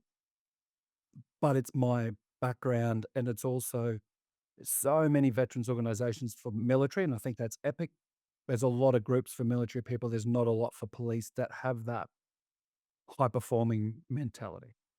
So the course is going to be very much focused towards those sort of people who are like, I've just joined the cops. I want to be better, and I don't want to get in that hole. I'm 60. I'm about to leave, and I'm struggling with my loss of identity. How do I do that? You do this. Do you think it's also easier to pitch it to the Americans because they don't have that tall poppy syndrome situation? 100%, no doubt about it. Well, there's a million police in the States. There's 66,000 here. There's such that tall poppy syndrome here in policing, in military veterans, like police veterans, military veterans, like whatever. Yeah, totally. So we unfortunately have a very eat our own culture that they have a little bit, but nowhere near as much as we do. And also just from, for me, from a cut-through perspective as an Aussie and different things that will probably resonate with them. I have good differentiators over there that as another Australian here, you don't necessarily. I hope it can be like what I call the Chris Hemsworth effect, where when Chris Hemsworth was here on Home and Away or whatever he did, nobody gave a shit. He went to the States and did a movie, and then all of a sudden he's our Chris Hemsworth and everyone loves what he does. So I'm sort of hoping I go over there and have a bit of an impact on the US cops, and then cops here go, oh, fuck, that dude's one of us, and you can have more because I think with Australians, you've often got to prove yourself in a trick them different into- market. And yeah, then, you've always got to trick them into listening to what you say, right? Like, and so, yeah, we'll see. That's sort of that's my next thing that I'm very close to now. But I've been working on that for 4 or 5 years. And a lot of it has been the lack of confidence to really step out and put it out in the world like that. But now I'm pretty calm with that. I think the one thing chatting with you, Shaun, and I got it last time when we had a conversation as well, is that you're very open to owning where you're lacking confidence or I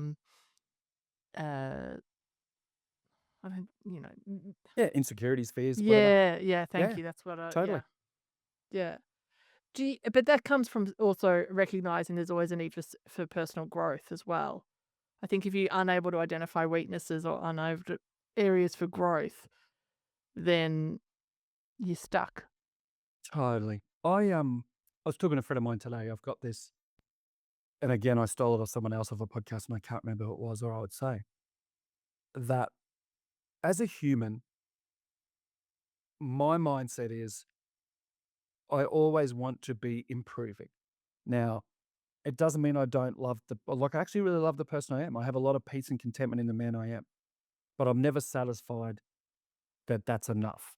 And what I mean by that, I'm not stressed about it. I don't lie awake at night going, I've got to be better.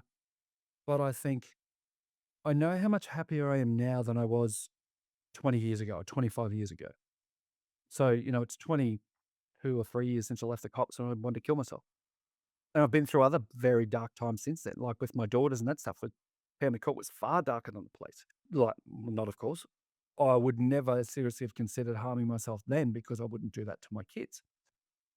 But I just realized now how much happier I am than I used to be. Now, I'm using this recent relationship as such an example in a lot of things these days because it's recent.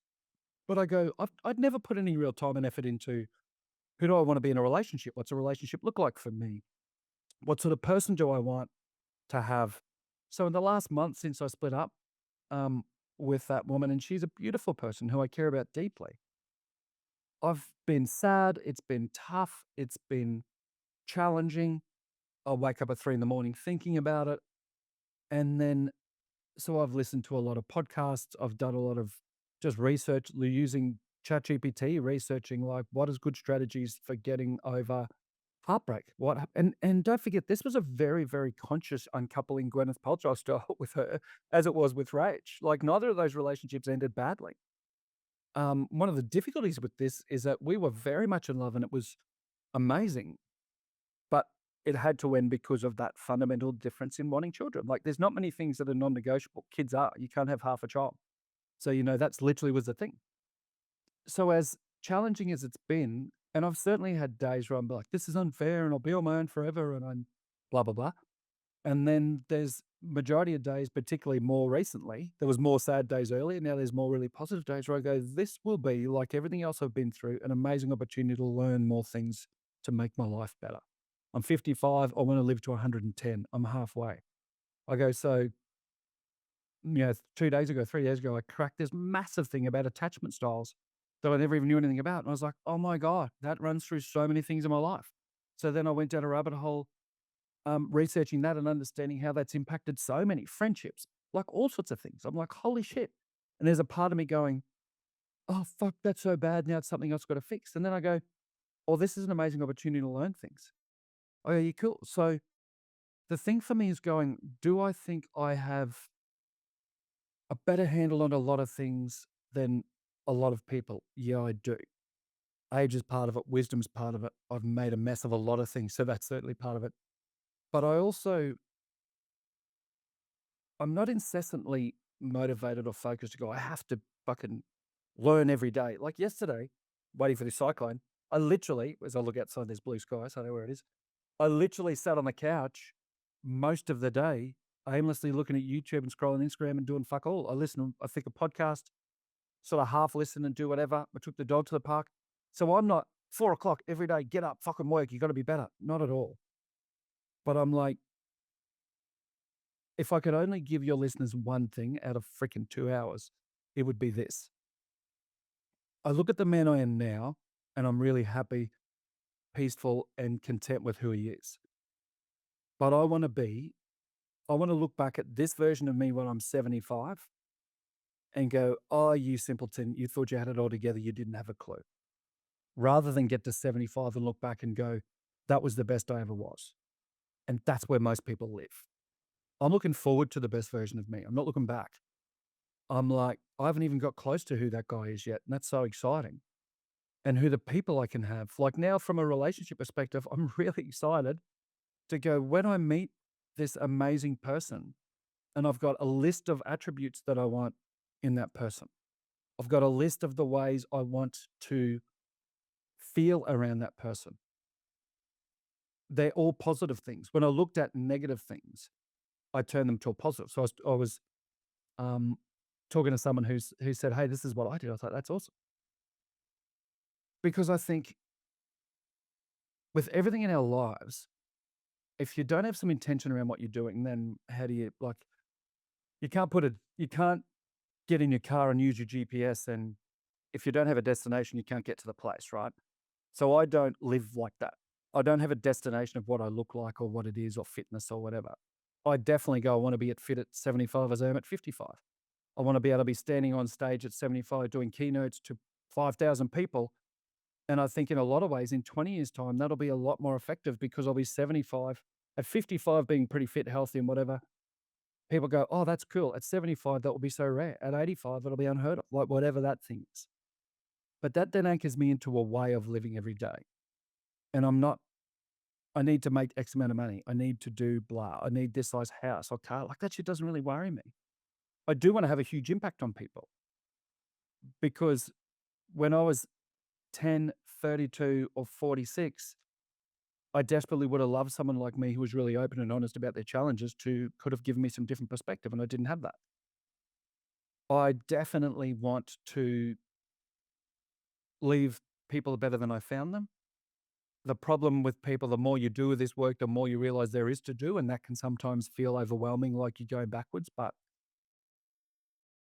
another one of my silly analogies, it's like the first time you put your foot at the bottom of a ladder to climb a 1,000-story building that might be your life. When you're 372 ladders up and you move across from the top of one and put your foot on the bottom rung of the next one and look up, it looks like every other fucking ladder you've been to, and it feels like you're back at the start. Because we don't often look back down and go, oh, look how far we've come. I definitely fall for that, but I do a lot more of that. The reason I'm open now, Fee, is because I spent a lot of my life pretending to be someone I wasn't to try and impress other people. I spent a lot of my life trying to be a tough guy that I was in hindsight as a cop or whatever, but I didn't have I had the imposter syndrome I fear about, didn't even know what that was. And now I go, my opinion of me is more important than other people's. Now, I'm still very, very conscious and aware of my impact on others, and I still have insecurity about what people think. But I get very, very little negative commentary or feedback on social media or whatever. But I did a presentation for a group of tactical cops in a different state a few months ago, and I've talked about this a fair bit on my podcast. And I've got, out of the 1,100 responses I talked about, I've got 4 negative responses. And I got this one negative response from this individual, and I don't know. I spoke to the guys who ran it later, and they said they think they know who it was, and there was a reason. They explained to me why they thought I would have really challenged this person. It was a guy. And these are all sort of tier 1 and 2 tactical operators in a policing agency. The feedback was, I find your information contradictory. I find you condescending. Don't always be the hero of your stories. It's really arrogant. I think that was it. It was very similar to that. And I read it and I was like, what the and I had a real fear response. I was like, oh no, oh my God, fuck, blah, blah, blah, blah. And then I did it with there was another guy that spoke at the same time as a friend of mine. And I said, oh wow, I just got this thing. I sat in it for about 5 minutes. I was like, oh, I'm not going to tell anyone. Oh, no one will know. Oh, then I was like, embrace it, mate. Like, because there was probably 70 people in the room. I think there was like 15. This is the best thing I've ever seen. You're fucking amazing. Thanks. You changed my life, blah, blah. So I did look at those ones, right? So I look at in the negative one. And when I said to my mate, I said, he goes, oh, and he'd got a message that was different, but it was obviously from the same person, different context. It was quite condescending. And it was funny. I was like, Jesus. And I sat with it for a while. And then I was like, well, if I'm actually going to do things where I want to challenge people in the way they think is what I want, then I'm going to upset some people. Now, why do I still remember verbatim those words? I can't tell you verbatim any one of the hundreds of positive comments because that has more impact. They say 1 negative equals 1,000 in terms of weight. 1,000 positive, one negative. Yeah. Wouldn't surprise me. But I also understand, Fee, that in many ways of my life, I'm a very flawed individual like we all are. I've got a little bit of knowledge about how I want to be and who I am. Every day I wake up and look in the mirror and go, cool, do the work to be a better person, dad, whatever. And selfishly, it's because I want more peace and I want more happiness because my life's actually pretty awesome. Now for me, and I'm not hell-bent on focused on finding a relationship at the moment either. But I go, one of the big gaps in my life is to have a really loving, amazing partner. So how do I make sure that I am the guy that will attract a phenomenal woman? Because that's a very important part of that. Like if I'm like, oh, I want some chick who's, whatever, X age, 15% body fat, earns 500 grand a year, and I'm a sack of shit that doesn't get out of bed till midday and doesn't have a job, then that's unlikely. I'm going to attract that, right? So I Is go, that if I on your want to, list? She's going to earn 500 grand no, not at and all. 15% No. body fat. No. That's why I'm using ridiculous things, because none of that's important. It's actually about who the person is, not what they look like or what they do. But it's definitely going to have to be someone who's focused on wanting to, improve and evolve and do cool things and go hiking and be spontaneous and all the shit I love to do. And don't get me wrong, I'll get up and do a 5 a.m. hike at Mount Cootha every 2 or 3 weeks with a mate of mine.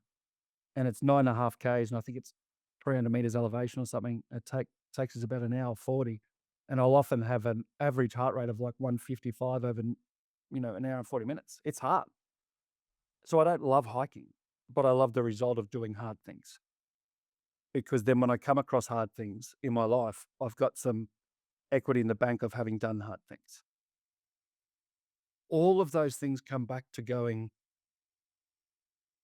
as a person, as simple as it is I think I've come a long way and I have a long way to go, and it's going to be a journey of walking to the horizon. It's never finished. I don't see a point in my life where I'll ever stop and go, oh, fuck, I'm done now. Because what then? Like, I play golf 3 days a week? Like, shoot me, I hate golf. Like, I'll never retire because I love what I do.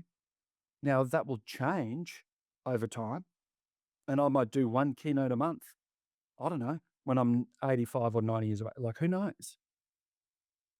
But I just want to live the best version of me I can every day. And that's by being very conscious and aware of the things that I am good at, but even more conscious and aware of the things I'm not, and continually wanting to improve them. How do people find you, Shaun? Anywhere like Insta, Facebook, LinkedIn, search The Strong Life Project or Shaun O'Gorman, SHAUN. My podcast, The Strong Life Project podcast. If you just, if you Google Shaun O'Gorman or The Strong Life Project, you'll find me. Any of your listeners that want to ask me a question, want to reach out, think I can help them, shoot me a message on Insta, my website, that's thestronglifeproject.com. Happy to talk or help anyone. Ladies, and he's single. Find me on Tinder. Jokes. You'll never find me on Tinder. Exactly. Thanks, Shaun. Thank you. Awesome, Fee. Thank you. The One Moment Please podcast. Yeah.